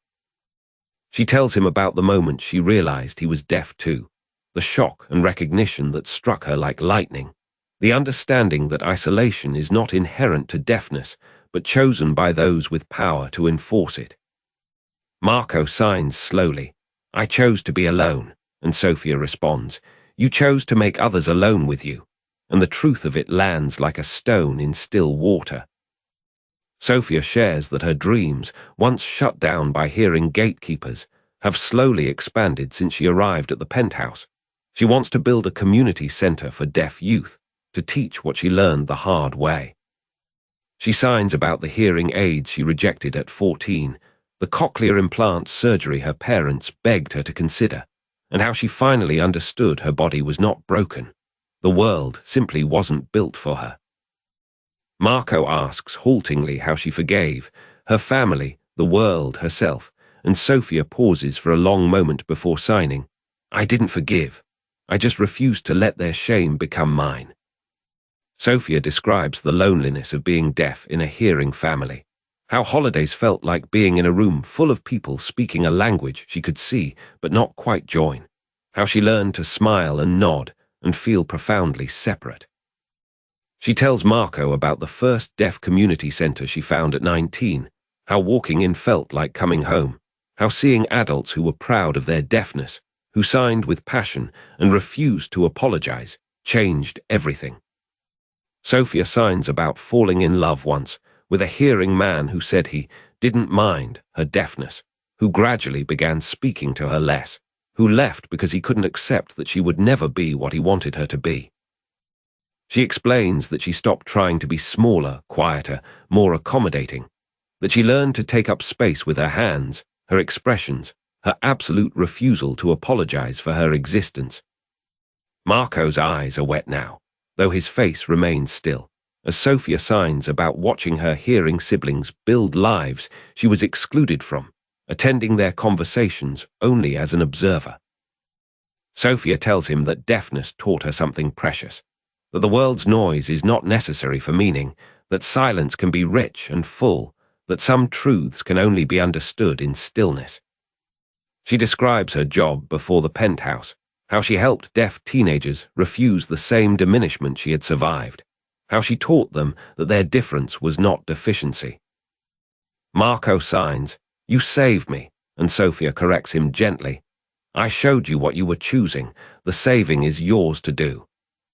Sophia explains that growing up deaf meant learning to read faces the way Marco learned to read faces, for survival, for protection, for understanding what people meant beneath their words. She signs about the dream she carried alone for years, to build something that belonged to deaf people, a space where silence was not something to overcome, but something to cherish. Sophia tells Marco that she applied for the maid position because she needed work, but she stayed because for the first time she saw a powerful person who understood that isolation and dominance are not strength, but a different kind of death. Marco asks her to tell him about her dreams, and Sophia's face brightens as she begins to describe the community center, the classes, the counseling, the gathering space where deaf people could be fully themselves. She signs about needing an investor, someone with resources and understanding, and Marco realizes she is asking him, and also not asking, leaving him the choice to become someone who builds up rather than tears down. Sophia describes the moment she decided to trust Marco, when he asked about her childhood without assumption, when he listened with his whole body instead of just his hands. She tells him that her education was hard-won, each diploma a victory against people who expected her to fail, each job a proof that deafness was not destiny, but simply a different way of being in the world. Marco listens as Sophia signs about resilience, about how it is not the same as strength. Resilience is the quiet act of surviving what was meant to break you and refusing to let the breaking define you. Sophia describes the other deaf social workers she knows, brilliant women and men building futures in a world that tried to deny them futures, and Marco hears in her voice the pride of belonging to something larger than himself. She signs that her story is not special, that thousands of deaf people are doing what she is doing, building what she is building, and that her story only feels remarkable because hearing people rarely pause long enough to listen. Marco realizes that Sophia has given him something he never received as a deaf child. She has shown him that deafness was not his curse, but his teacher, not his isolation, but his opening. Sophia reaches for Marco's hands as evening light fills the penthouse and signs simply, "Now you know who I am. Now I know you can hear me." Marco pulls her close, his silence no longer empty but full of understanding, as Sophia rests against him, and they sit in the kind of quiet that only two people who truly speak the same language can share. Marco Rossi stands at the penthouse window before dawn, watching the city sleep below him, his reflection ghostly in the glass. 47 years of dominance, suddenly strange and weightless. Sophia enters with tea, moving quietly as always, and Marco turns to face her directly instead of commanding. She notices the shift and sets the cup down with deliberate care. Through sign language, Marco asks Sophia what she sees when she looks at him, not the boss, not the legend, but the man, and a hesitation tells him the question matters more than any answer. Sophia's hands shape the words slowly. She sees someone learning to be human, learning to let others exist beside him without fear, learning that strength might mean something entirely different than he believed. Marco feels something crack open in his chest, not breaking but unfurling, as if Sophia's words are permission to finally set down the weight he has carried since childhood. He asks her to sit with him, and they face each other in the pre-dawn silence, two deaf people in a quiet room that no longer feels like isolation, but like clarity. Sophia tells him that when she was young, she believed deafness was a punishment. Now she understands it was a teacher, showing her to pay attention to what hearing people miss. Intention, presence, the truth beneath words. Marco listens with his full body, his face open in a way Domenico has never seen, his hands trembling slightly as he absorbs that his deafness might not be his greatest curse, but his greatest gift. Sophia reaches across the space between them and touches his wrist gently, a gesture that carries more weight than any words she could sign. Marco closes his eyes and allows himself to feel the warmth of her hand without immediately calculating how to use it, control it, or fear losing it.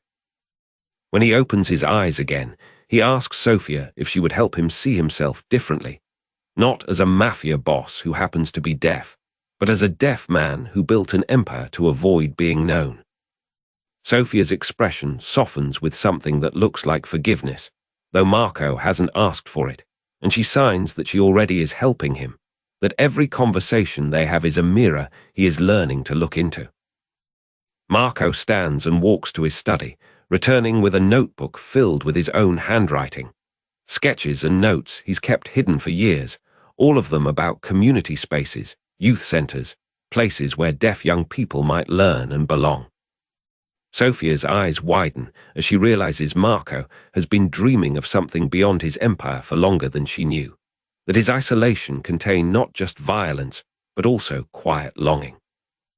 He signs to her that he doesn't know how to build something good, only how to take and control, but watching her move through his penthouse with such grace has shown him that good things are possible. Sophia asks him what he would build if he weren't afraid, and the question lands so directly that Marco has to sit down. Over the next hour, as the city wakes around them, Marco and Sophia talk about community centers and mentorship programs, about spaces where deaf children could learn sign language without shame, where their deafness would be a bridge instead of a barrier. Marco realizes that Sophia's presence has fundamentally altered how he sees power, not as dominance over others, but as capacity to serve, to build, to connect. He tells her about his father, Salvatore, about growing up in a compound where deafness was weaponized into cruelty, where isolation became strength, where love was never an option. Sophia's hands move with compassion as she signs that Marco survived his childhood by becoming unreachable. But survival isn't the same as living, and she is grateful he is finally choosing to live. Marco feels tears threatening and doesn't hide them, doesn't perform strength or indifference. He simply allows Sophia to witness his grief as it moves through him. Sophia remains steady, her presence like a still pool of water, and Marco understands that this is what he has been seeking. Not control but witness, not dominance but companionship. He asks her if she ever feels afraid of him, afraid of his power, afraid of what he has done, and Sophia's answer is honest. Sometimes, but less now because she is watching him choose differently. That answer, incomplete, unflinching, real, means more to Marco than any declaration of love or forgiveness could. As morning light fills the penthouse, Marco and Sophia sit in silence together, a silence that feels entirely different from the silence that ruled his life before she arrived. Marco realizes that his deafness has never been the problem. His choice to remain unreachable has been the only prison that truly mattered.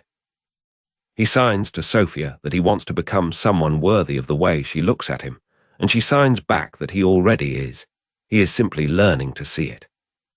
By the time Domenico arrives for the morning briefing, Marco's entire posture has shifted. Softer, more present, still commanding, but no longer defended against the world. Domenico notices immediately and says nothing, but his weathered face carries a small approval that Marco reads like a benediction. Marco tells his lieutenant that operations will continue, but with new priorities. Legitimate investments in community spaces, programs for at-risk deaf youth, structures designed to serve rather than dominate. Domenico's stern expression doesn't change, but he nods slowly, understanding that his boss has finally stopped running from his own humanity and begun running towards something real. As Sophia moves through the penthouse preparing breakfast, Marco watches her without the hunger of possession, simply grateful for the grace of her presence and the mirror she has become to his better self. He understands now that seeing himself through her eyes is not diminishment, but completion, that true strength was always the courage to be seen and known. By mid-morning, Marco sits in his study and begins drafting a proposal for the community center, a space where deaf young people would be welcomed, celebrated, taught that their silence was not a curse, but a language. He signs Sophia's name in the margin, a gesture of gratitude that no one else will ever see, but which marks the beginning of his true empire, not of fear, but of belonging. Sophia's trembling hands fold Marco's shirts while he watches from the doorway, both pretending they haven't felt the shift between them. Marco signs slowly, "Tell me about your family," and Sophia's smile vanishes, a small, painful crack. Sophia turns away, her jaw tight, and begins speaking in sign language about her childhood, hearing parents, a deaf sister who died young, the shame they carried. At age 7, Sophia made a choice no child should make. She deliberately became deaf to escape her family's hearing world and its suffocating expectations. Marco's face goes very still as Sophia signs the words, "I chose this silence to survive them." Sophia reveals how her parents called her broken when she rejected cochlear implants, how they grieved her as if she were dead. She describes learning to sign at a deaf school, building a community that saw her as whole, transforming her deafness from trauma into identity. Marco asks in careful signs, "You chose this life," and Sophia nods, her eyes wet but steady. For the first time, Marco understands that his own deafness, which he'd weaponized into dominance, might have been a prison of his own making. Sophia admits she never expected to find someone else who understood the strange beauty of silence, someone willing to meet her as an equal. Marco's hand reaches across the space between them, trembling slightly, asking wordlessly, "Are you saying you see me?" Sophia takes his hand and signs, "I see you completely, the man beneath the fear, the one who was always there." Marco pulls her close, and they stand together in the quiet, both understanding that connection requires the courage to be truly known. Later that evening, Marco sits in his office with Sophia's confession reverberating through him like a bell struck in a cathedral. He pulls out the sketches and notes, his buried dreams for community centers, youth programs, places where deaf children wouldn't have to choose survival over identity. Domenico enters and finds Marco studying Sophia's childhood story written in her own handwriting. "Deafness chose me. I chose to make it beautiful." Marco tells Domenico, "She chose it, Dom. She made it mean something." Domenico's weathered face softens as he realizes his boss isn't just changed. He's been fundamentally reborn by understanding someone else's radical choice. Marco asks Domenico to investigate Sophia's family, but not to harm them, to understand them, to find where the wound came from. He realizes that if Sophia could transform trauma into grace, perhaps his empire built on fear could be transformed into something that serves. That night, Marco lies awake, understanding finally that his vulnerability isn't weakness. It's the only authentic power he's ever truly possessed. He thinks about Nina, his estranged sister, and recognizes in her the same loneliness that haunted him, the same hunger to be genuinely known. By dawn, Marco has made a decision. He will help Sophia build the community center she's dreamed of, not as a gesture of power, but as an act of love. He signs to Sophia over breakfast, "Your childhood taught you to build beauty from survival. Let me help you build something that changes everything." Sophia's answer is a smile that contains all the hope and possibility they've both been starving for. A future where deafness is not a curse to overcome, but a gift to celebrate. Marco understands now that true dominance was never about controlling others. It was about having the courage to be genuinely vulnerable, and Sophia has given him permission to finally be free. Sophia stands at the penthouse window at dawn, watching the city wake below, her reflection ghostly in the glass, as she signs absently to herself, a habit from childhood when silence was her only refuge. Marco enters quietly, studies her posture, and realizes she is not mourning or performing. She is simply being with herself in a way he has never permitted himself. They sit across from each other at the kitchen table, coffee cooling between them, and Sophia asks directly, "What do you want your life to mean, Marco? Not your empire, but you." Marco's hands move slowly in response, admitting he has spent 50 years building what his father wanted, and 3 months learning that deafness was never the problem. Disconnection was. Sophia leans forward, her brown eyes steady, and tells him that choosing silence at 7 was the most terrifying and freeing decision of her life. It gave her permission to define herself rather than be defined. Marco asks quietly if she regrets it, losing hearing that she once had, and Sophia's answer, "I regret nothing that brought me to this table," lands like a stone dropping through still water. Over the following weeks, Marco begins to study Sophia's relationship with silence, how she moves through it with purpose rather than armor, how she uses it to listen rather than to dominate. Sophia notices Marco watching her, and instead of feeling studied, she feels genuinely seen, a difference she names clearly, and Marco nods, understanding that observation without judgment is itself a form of love. One morning, Marco brings her sketches he's kept hidden for years, designs for the community center Sophia dreams of, funded and staffed, ready to begin construction in 2 months. Sophia's hands tremble as she traces the blueprints, and when she looks up at Marco, there are tears on her face because someone has finally believed her dream was real. Marco signs that he spent decades believing deafness made him stronger when it actually made him lonelier, and he had to meet her to understand the difference. Sophia responds that deafness didn't make her strong either. Choosing to move through the world with intention rather than fear made her strong, and she wonders if Marco is finally beginning to do the same. Domenico observes these morning conversations from a distance, noting how his boss now sits with someone rather than above them, and how the Empire's machinery continues without Marco's constant hand. Vittorio Russ receives word that Marco Rossi is funding a deaf community centre and building legitimate infrastructure, and he smiles coldly, weakness disguised, as charity always reveals itself eventually. Marco attends a deaf community gathering with Sophia, and for the first time he experiences himself not as their boss or protector, but as one of them, belonging rather than commanding.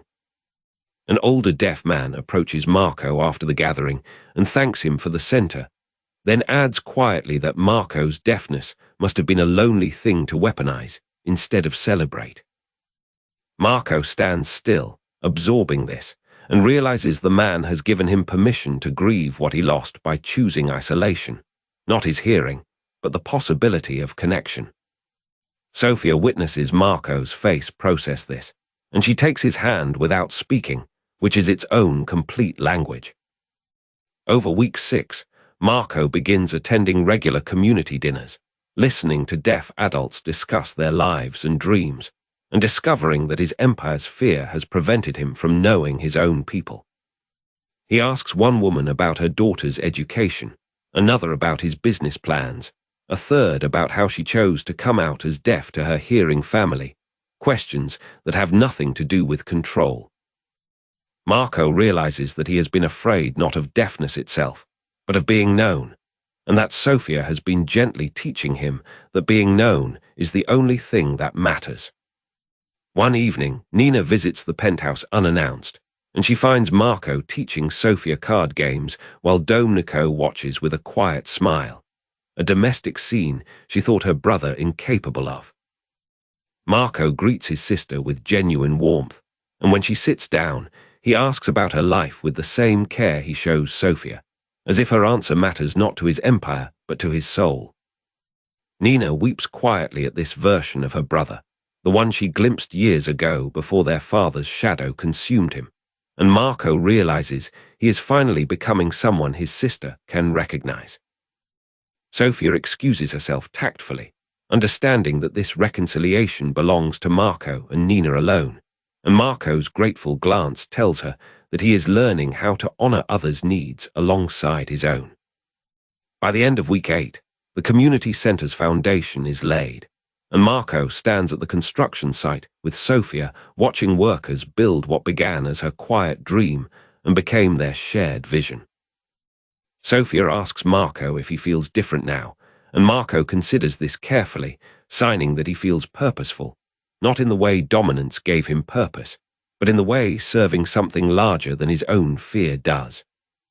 Marco admits that he spent decades believing his deafness was his greatest weakness, when actually his refusal to be vulnerable with anyone was, and that Sophia showed him the difference.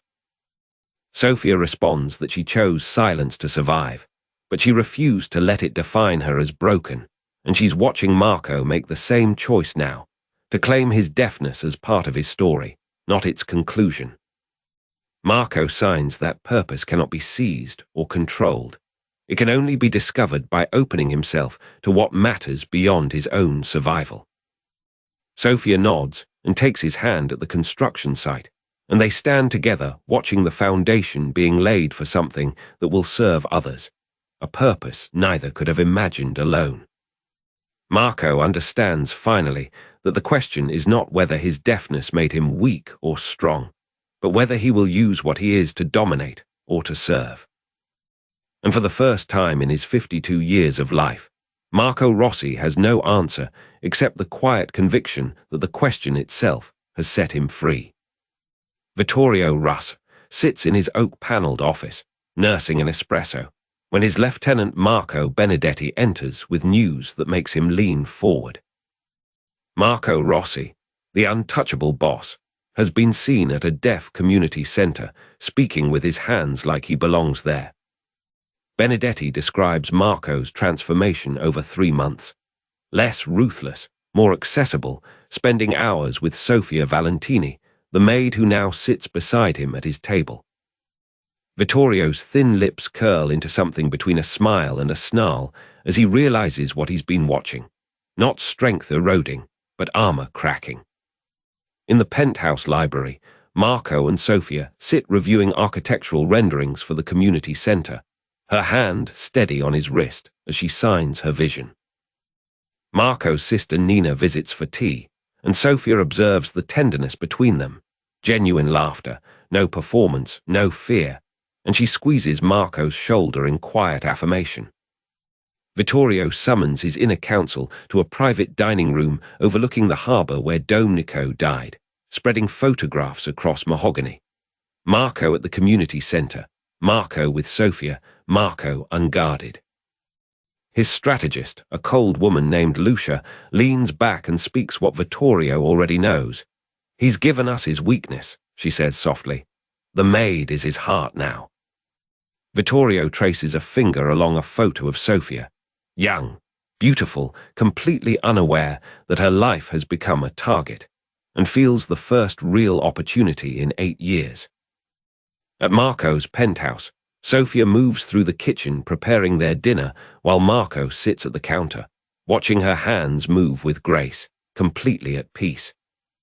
He has not felt this peace in 47 years, and it shows in his face. The frown lines softened, the guardedness replaced by something approaching contentment. Sofia turns and catches him watching, and she signs a question. "What are you thinking?" with that directness that still surprises him every time.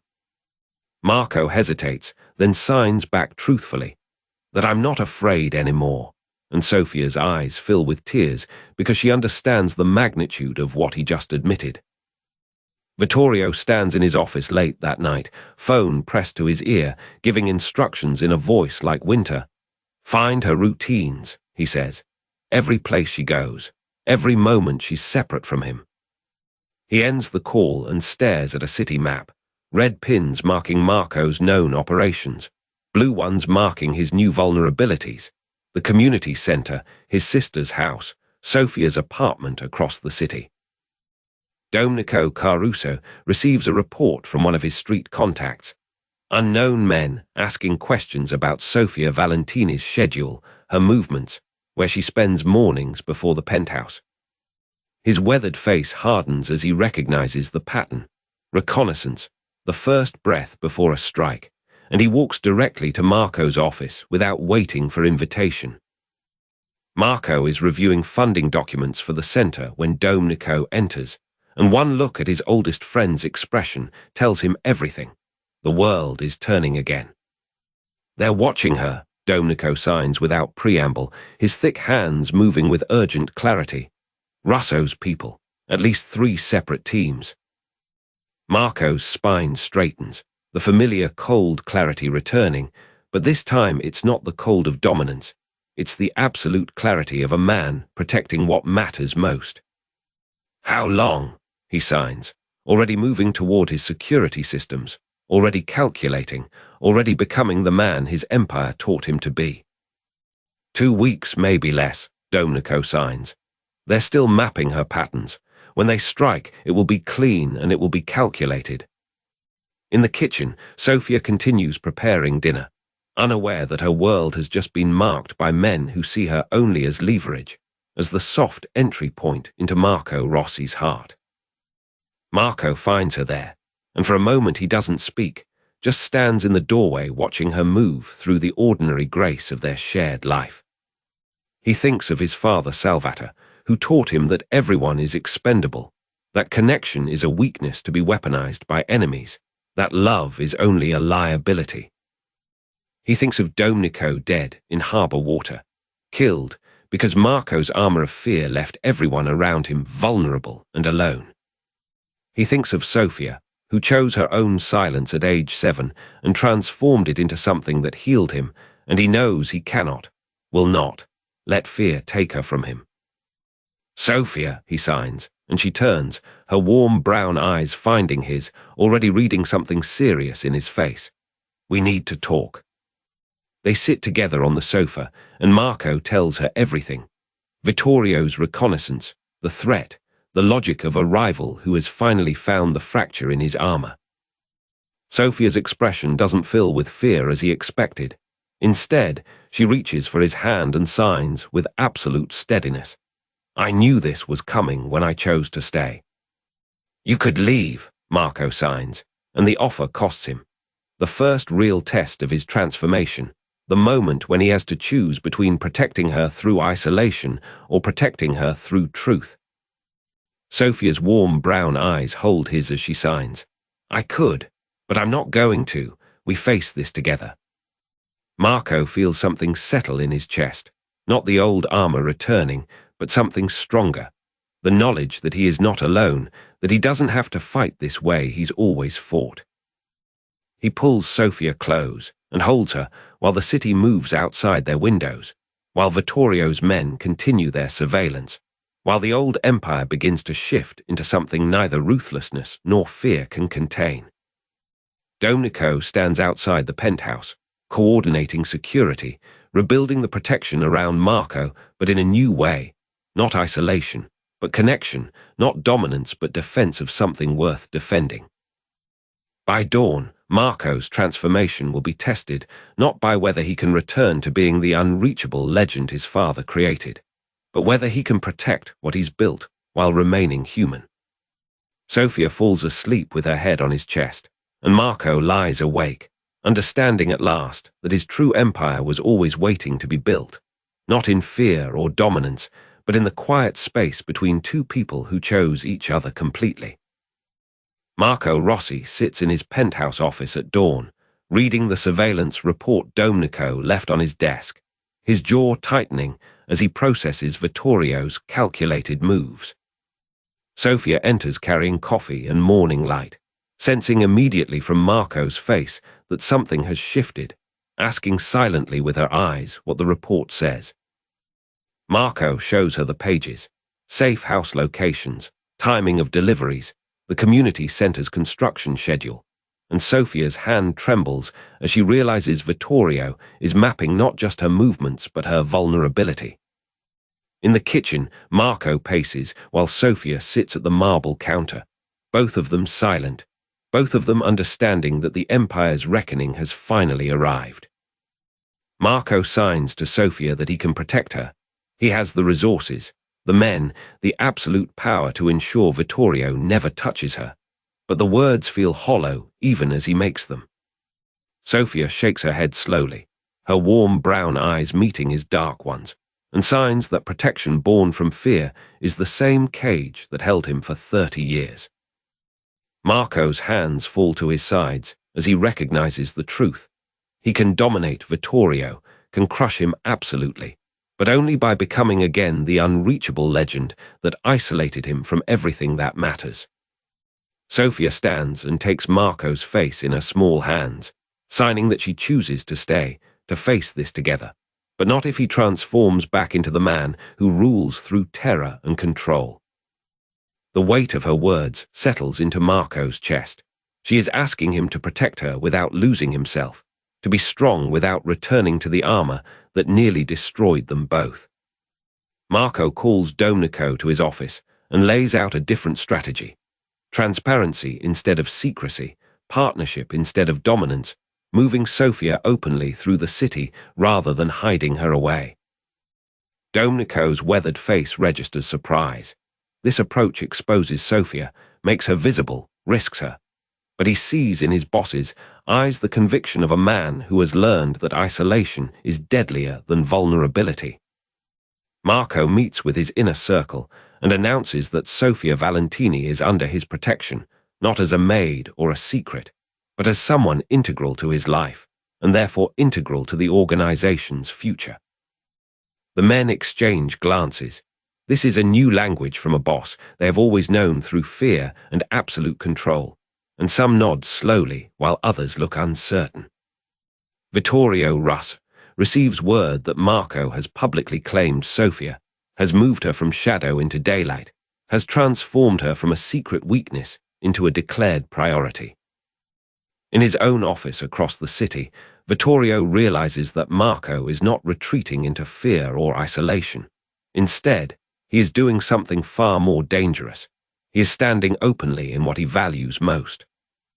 Marco and Sofia walk through the city together that afternoon, visibly, deliberately, past Marco's known associates, through the neighborhood where his interests are woven, making their connection impossible to hide or weaponize. Sofia's hand rests in Marco's as they walk, and she signs to him that this openness feels terrifying and free in ways she has never known, trusting him not to retreat when fear comes. Marco realizes in her grip the strange truth. He is safer now, with her visible at his side, than he ever was in 30 years of dominance and isolation. That evening, Marco receives Vittorio's message, a threat wrapped in calculated cruelty, promising that Sofia will pay for Marco's weakness, that his transformation will cost him everything. Instead of rage or calculation, Marco feels something closer to clarity.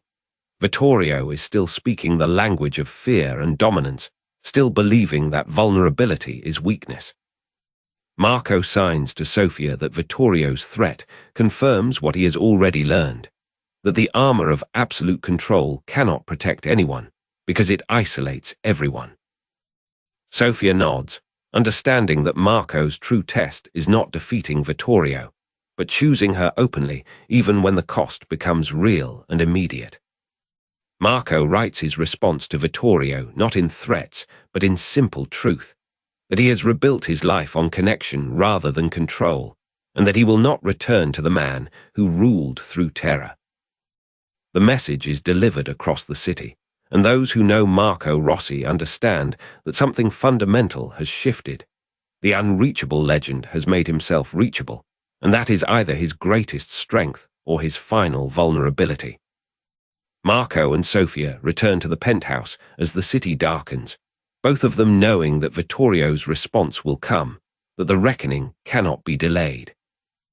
In the quiet of their shared space, Sofia signs to Marco that whatever comes next, she is grateful for the man he has chosen to become, the man who risks everything to stand openly beside her. Marco pulls Sofia close, and for the first time in his life, he does not reach for control or strategy. He simply holds her, lets her know him, accepts the terrifying grace of being truly seen. By dawn, Marco Rossi has made his choice. He will face Vittorio Russo not as the ruthless legend of 30 years, but as a man who has learned that genuine connection is the only real power. Marco Rossi stood alone in his penthouse at dawn, the city sleeping below him, and made the decision that would unmake everything he had built. His hand moved across the leather desktop, a surface that had held 30 years of orders, threats, and calculated silences, and for the first time he felt no power in it. Sofia slept in the adjoining room, safe because he had chosen visibility over dominance, but the cost of that choice was becoming clear. Vittorio would never stop hunting her as long as Marco remained a target worth exploiting. He picked up his phone and dialed Domenico, knowing his oldest lieutenant would answer within 2 rings, knowing Domenico had already sensed what was coming.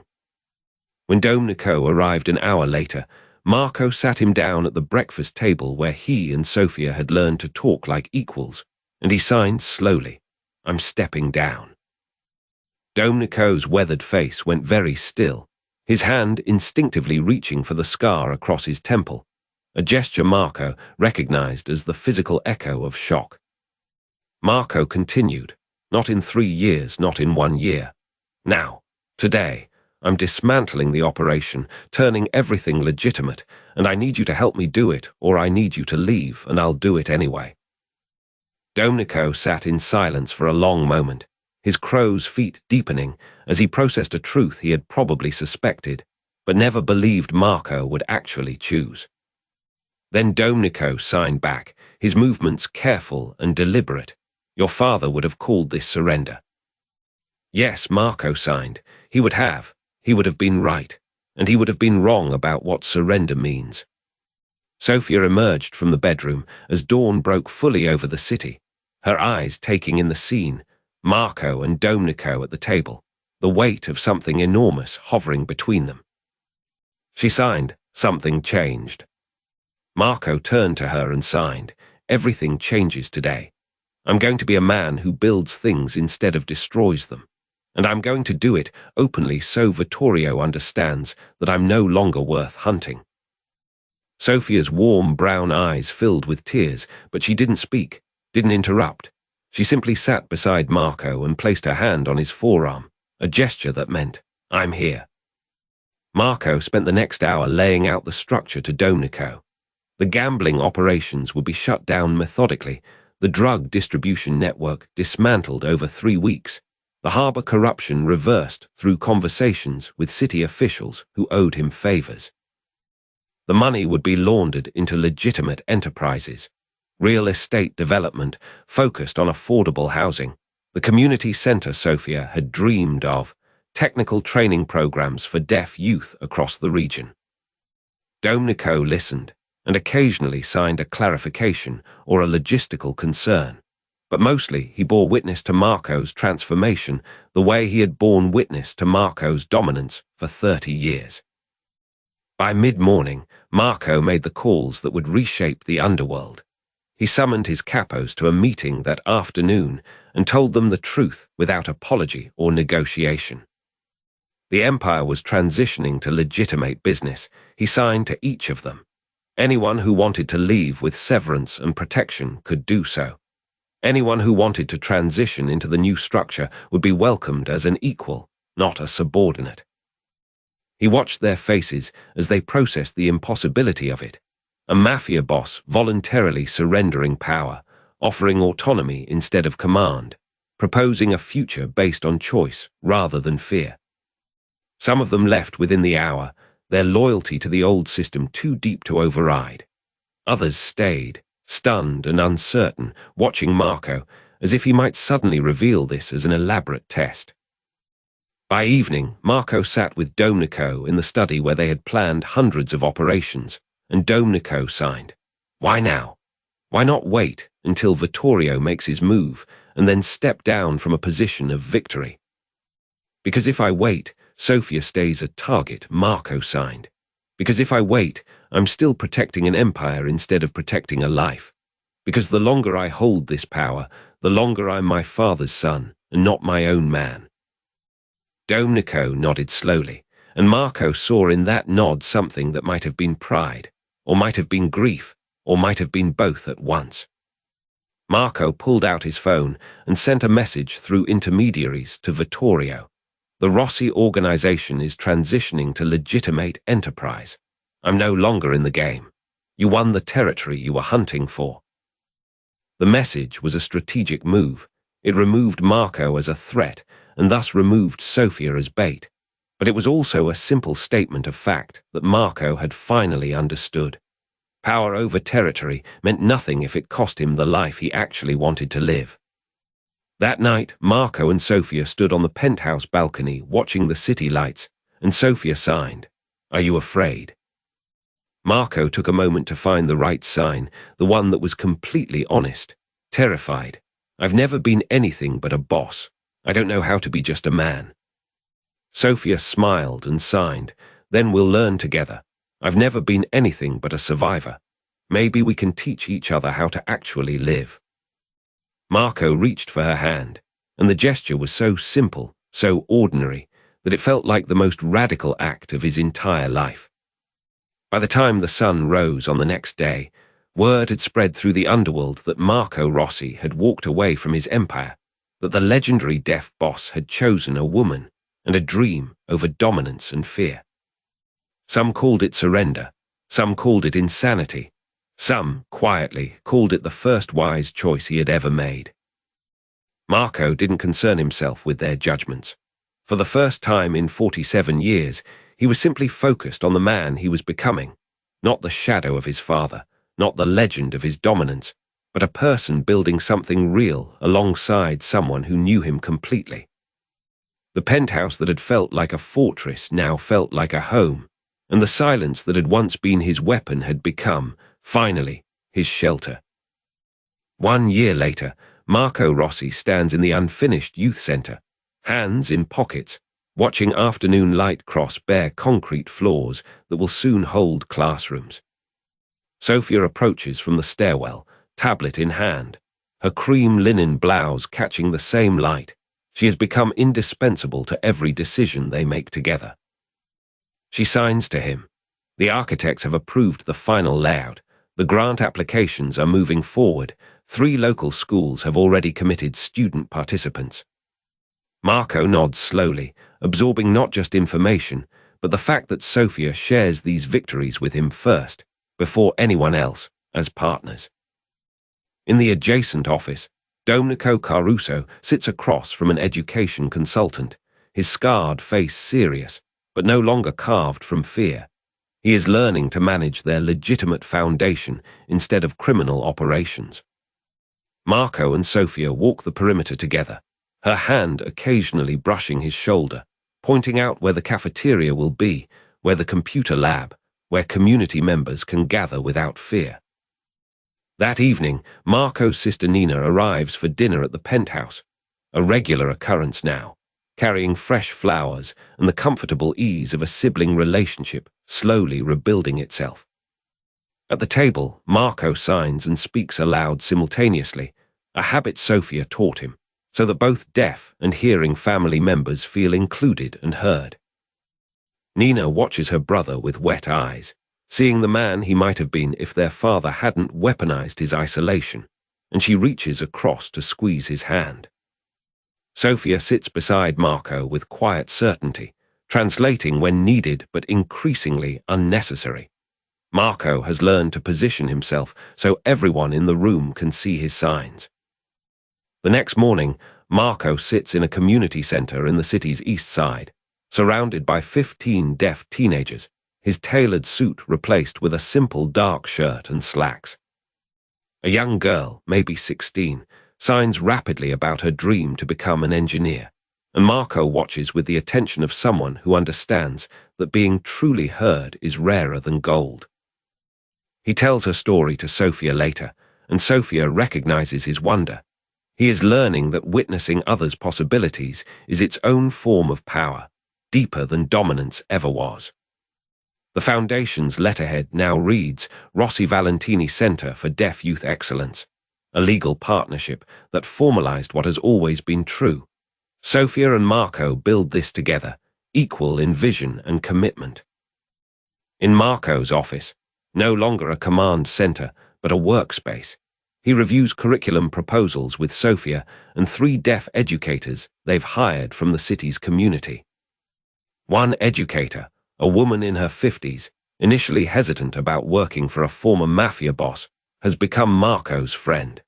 She signs to him that his commitment to accessibility has changed how schools in the district think about deaf students. Marco feels something in his chest that he recognizes now as purpose, not the hollow satisfaction of dominance, but the quiet fullness of knowing he is useful to something larger than himself. A small controversy emerges when a local reporter connects Marco's past to the Foundation and publishes an article questioning his motives, suggesting redemption cannot be authentic from a man with blood on his hands. Sophia reads the article aloud to Marco that night, her face unreadable, and asks him directly, does he believe his transformation is real, or is this another performance? Marco's answer takes hours. He sits with her and tells the truth about his past, about Domenico, about the choices he made under his father's shadow, about the men he hurt. He tells her that authentic redemption is not absolution, but the daily commitment to being different, to serving instead of controlling, and that he will never be free of what he was. Sophia nods and signs. Then we build something good with what remains, and that is enough. By the center's soft opening in month 9, 15 programs are running. ASL classes for hearing families, vocational training, technology education, after-school mentorship, and a legal clinic for deaf adults facing workplace discrimination. Marco attends a ribbon-cutting ceremony in a modest suit, standing beside Sophia rather than ahead of her, his role understood to be support rather than dominion.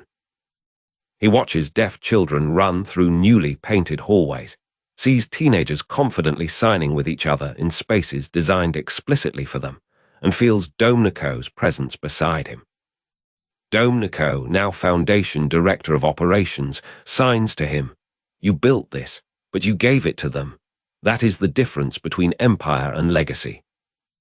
That night, alone in the penthouse with Sophia, Marco shows her something he has never shown anyone. A journal filled with sketches from 20 years ago, architectural drawings of community spaces, notes about accessibility and connection. Sophia pages through it slowly, recognizing that beneath the Mafia boss has always lived a different man, one whose deafness inspired visions of inclusion rather than isolation.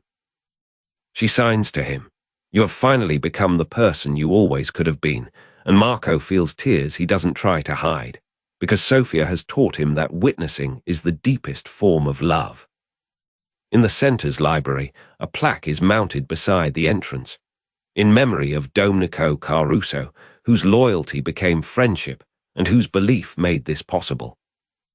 Marco stands before it with his old lieutenant, and Domenico signs something Marco never expected. "Thank you for choosing to be human. It gave me permission to be one too."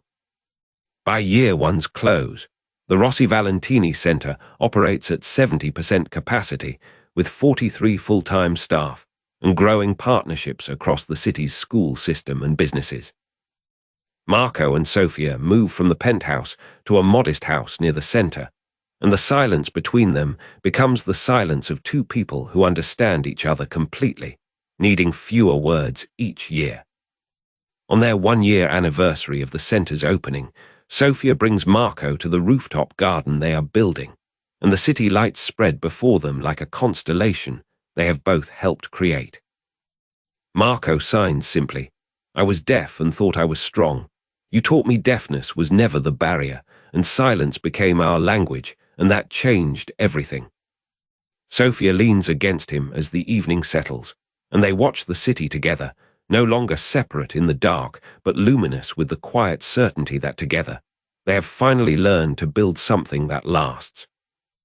Marco Rossi stood at the center's balcony on a grey October morning, watching deaf students sign below, some laughing, some concentrated, and felt the weight of 5 years compress into something almost weightless. Sophia joined him without sound, her presence announced only by warmth, and they stood shoulder to shoulder in comfortable silence, the way two people who truly knew each other could. "Do you remember," Sophia signed, her movements deliberate and slow, "when you said you didn't know how to be anything but a boss?" Marco's jaw softened. His scar caught the pale light as he nodded, a gesture now gentler than it had been 5 years ago. Below them, a boy of 14 sat alone on a bench, his posture closed, his hands still, the posture Marco recognized as his own from decades past. "That's David," Sophia signed. "He lost his hearing in a car accident 2 years ago. He still doesn't believe he can belong anywhere."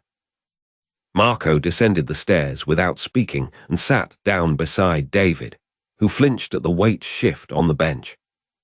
Instead of signing immediately, Marco simply waited, the way Sophia had taught him to wait, until David looked at him. When he did, Marco pointed to his own ears with one finger, then shook his head. "I'm deaf too." David's eyes widened. It was the moment Marco had watched 100 times now, and it never stopped being luminous. "How long?" the boy signed, his hands tentative and imperfect. "My whole life," Marco signed back. "Since I was a baby, I spent a very long time hating it." David's face crumpled slightly, the recognition that even adults understood this particular loneliness. "And now," the boy's fingers trembled. Marco considered the question with genuine weight. "Now it taught me who I am. It will teach you too, but only if you let people help you learn." Domenico Caruso watched from the doorway, His scarred face creased with something like pride. Then he turned back to the administrative work of running a legitimate foundation. In her second-floor office, Nina Rossi reviewed grant applications with a volunteer, her soft green eyes focused but warm. Her brother's transformation had given her back the family connection she'd nearly surrendered to grief. By afternoon, a visitor arrived whom none of them expected. Vittorio Russo, diminished now, his expensive camel coat hanging looser on his wiry frame. He asked for Marco alone, and they met in the center's small meditation room, a space Sofia had designed for quiet reflection. Vittorio's hands trembled slightly, age or regret, Marco could not tell, as he began to sign in halting, imperfect gestures.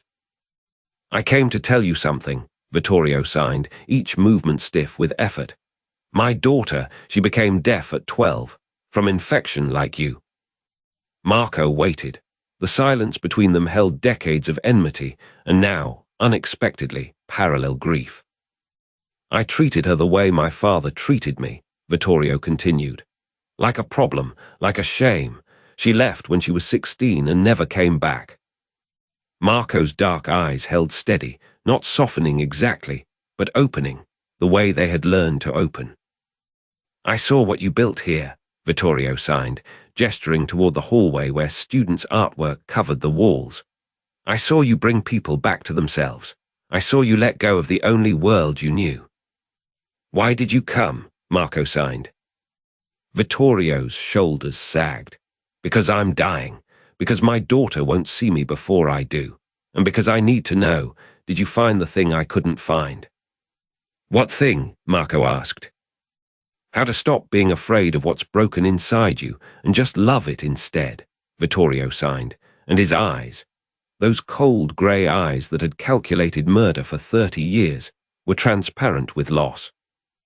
Marco stood and extended his hand across the small space between them, a gesture that would have been unthinkable 5 years ago, when pride and vengeance had seemed like the only real currencies.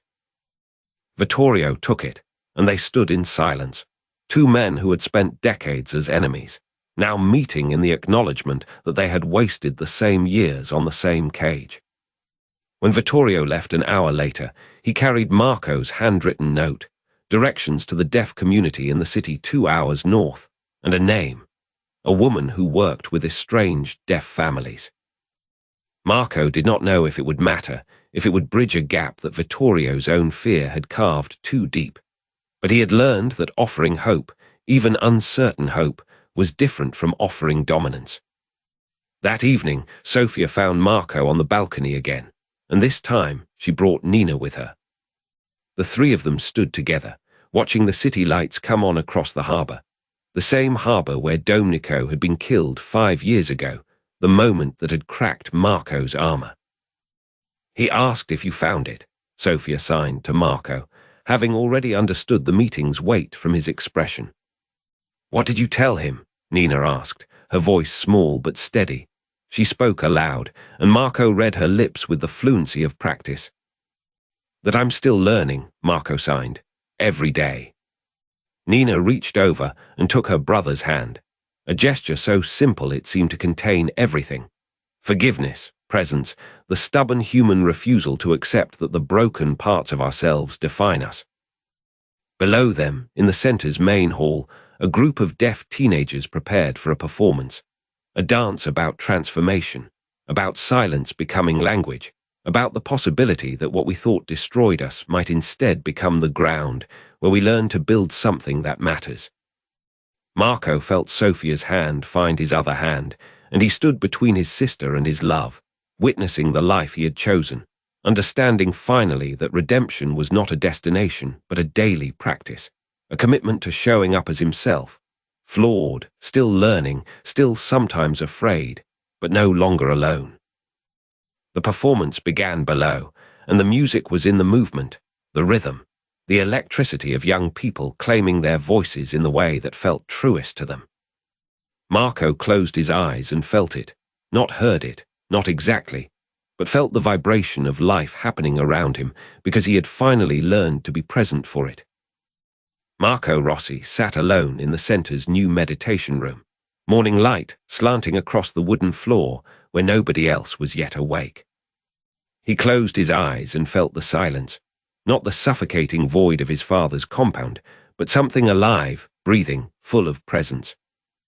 Sophia's hand appeared in his peripheral vision, resting gently on his shoulder. She didn't need to sign, only to be there. Marco opened his eyes and watched her settle beside him on the mat, cross-legged, her brown eyes reflecting the dawn light without demand. In the 5 years since stepping away from Empire, Marco had learned that power had never been about what he could make people fear, but what he could make them trust. A deaf 16-year-old girl named Lucia was waiting in his office, the same girl who'd arrived 3 months ago, carrying Marco's old armor of isolation. Lucia had begun to smile. She was learning to sign, learning that her silence didn't make her less, and Marco recognized his younger self in her cautious hope. He thought of Vittorio Russo, now 6 months in his grave after their final conversation, a man who'd spent 62 years running from connection and died trying to reach his own daughter.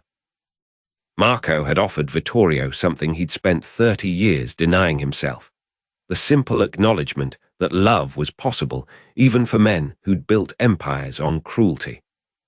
Domenico Caruso entered with morning coffee, moving with the quietness of someone who'd learned to see rather than hear, and Marco felt the weight of their 30-year partnership.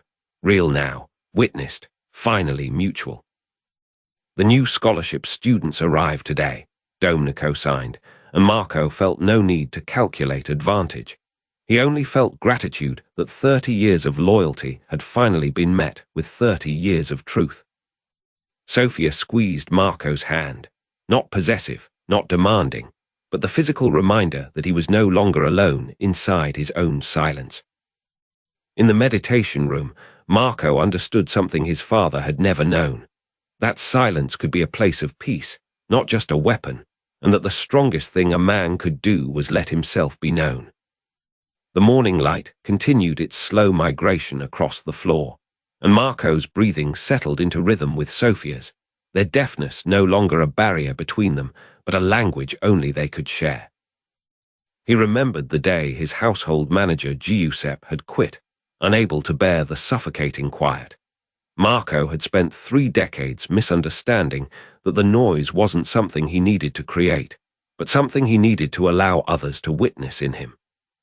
Sophia's eyes were closed now, peaceful, and Marco realized that his greatest redemption wasn't erasing his empire, but transforming it into meaning. Not through dominance, but through service. Not through fear, but through the radical vulnerability of being genuinely seen. Lucia appeared in the doorway, hesitating, and Marco gestured for her to sit. She settled on a third mat without speaking, and the 3 of them sat together in the silence that had once been Marco's prison and was now becoming his sanctuary. "Thank you," Lucia signed, her young fingers trembling slightly, and Marco felt the full arc of his transformation, from a man who demanded gratitude through terror to a man simply present to receive it with humility. Outside the meditation room, the center was beginning to wake, footsteps on tile, the faint vibrations of doors opening, the bustle of staff preparing for another day of teaching deaf children that their silence was not diminishment but difference. Marco thought of his sister Nina, who'd started volunteering at the center, finally bridging the estrangement that had lasted decades. Redemption, he was learning, rippled outward in ways he could never have commanded but could only receive. In the quiet of the meditation room, surrounded by the 2 women and 1 girl who had collectively shattered his armor, Marco Rossi, former Mafia boss, legendary untouchable, man of absolute isolation, understood that his true power had always lived in the space he was learning to hold for others' healing. Sophia's eyes opened and met his, warm and familiar, and she didn't need to sign anything. Her presence was enough, a reminder that connection doesn't require noise, only the willingness to be present and truly, completely witnessed. The morning light continued its migration across the floor, and Marco felt something settle inside him, Not the heavy resignation of age or the hollow ache of victory, but something lighter. The quiet certainty that a life built on service and presence was infinitely richer than any empire built on fear. As the day began around them, Marco Rossi sat in silence with the people he loved, finally understanding that this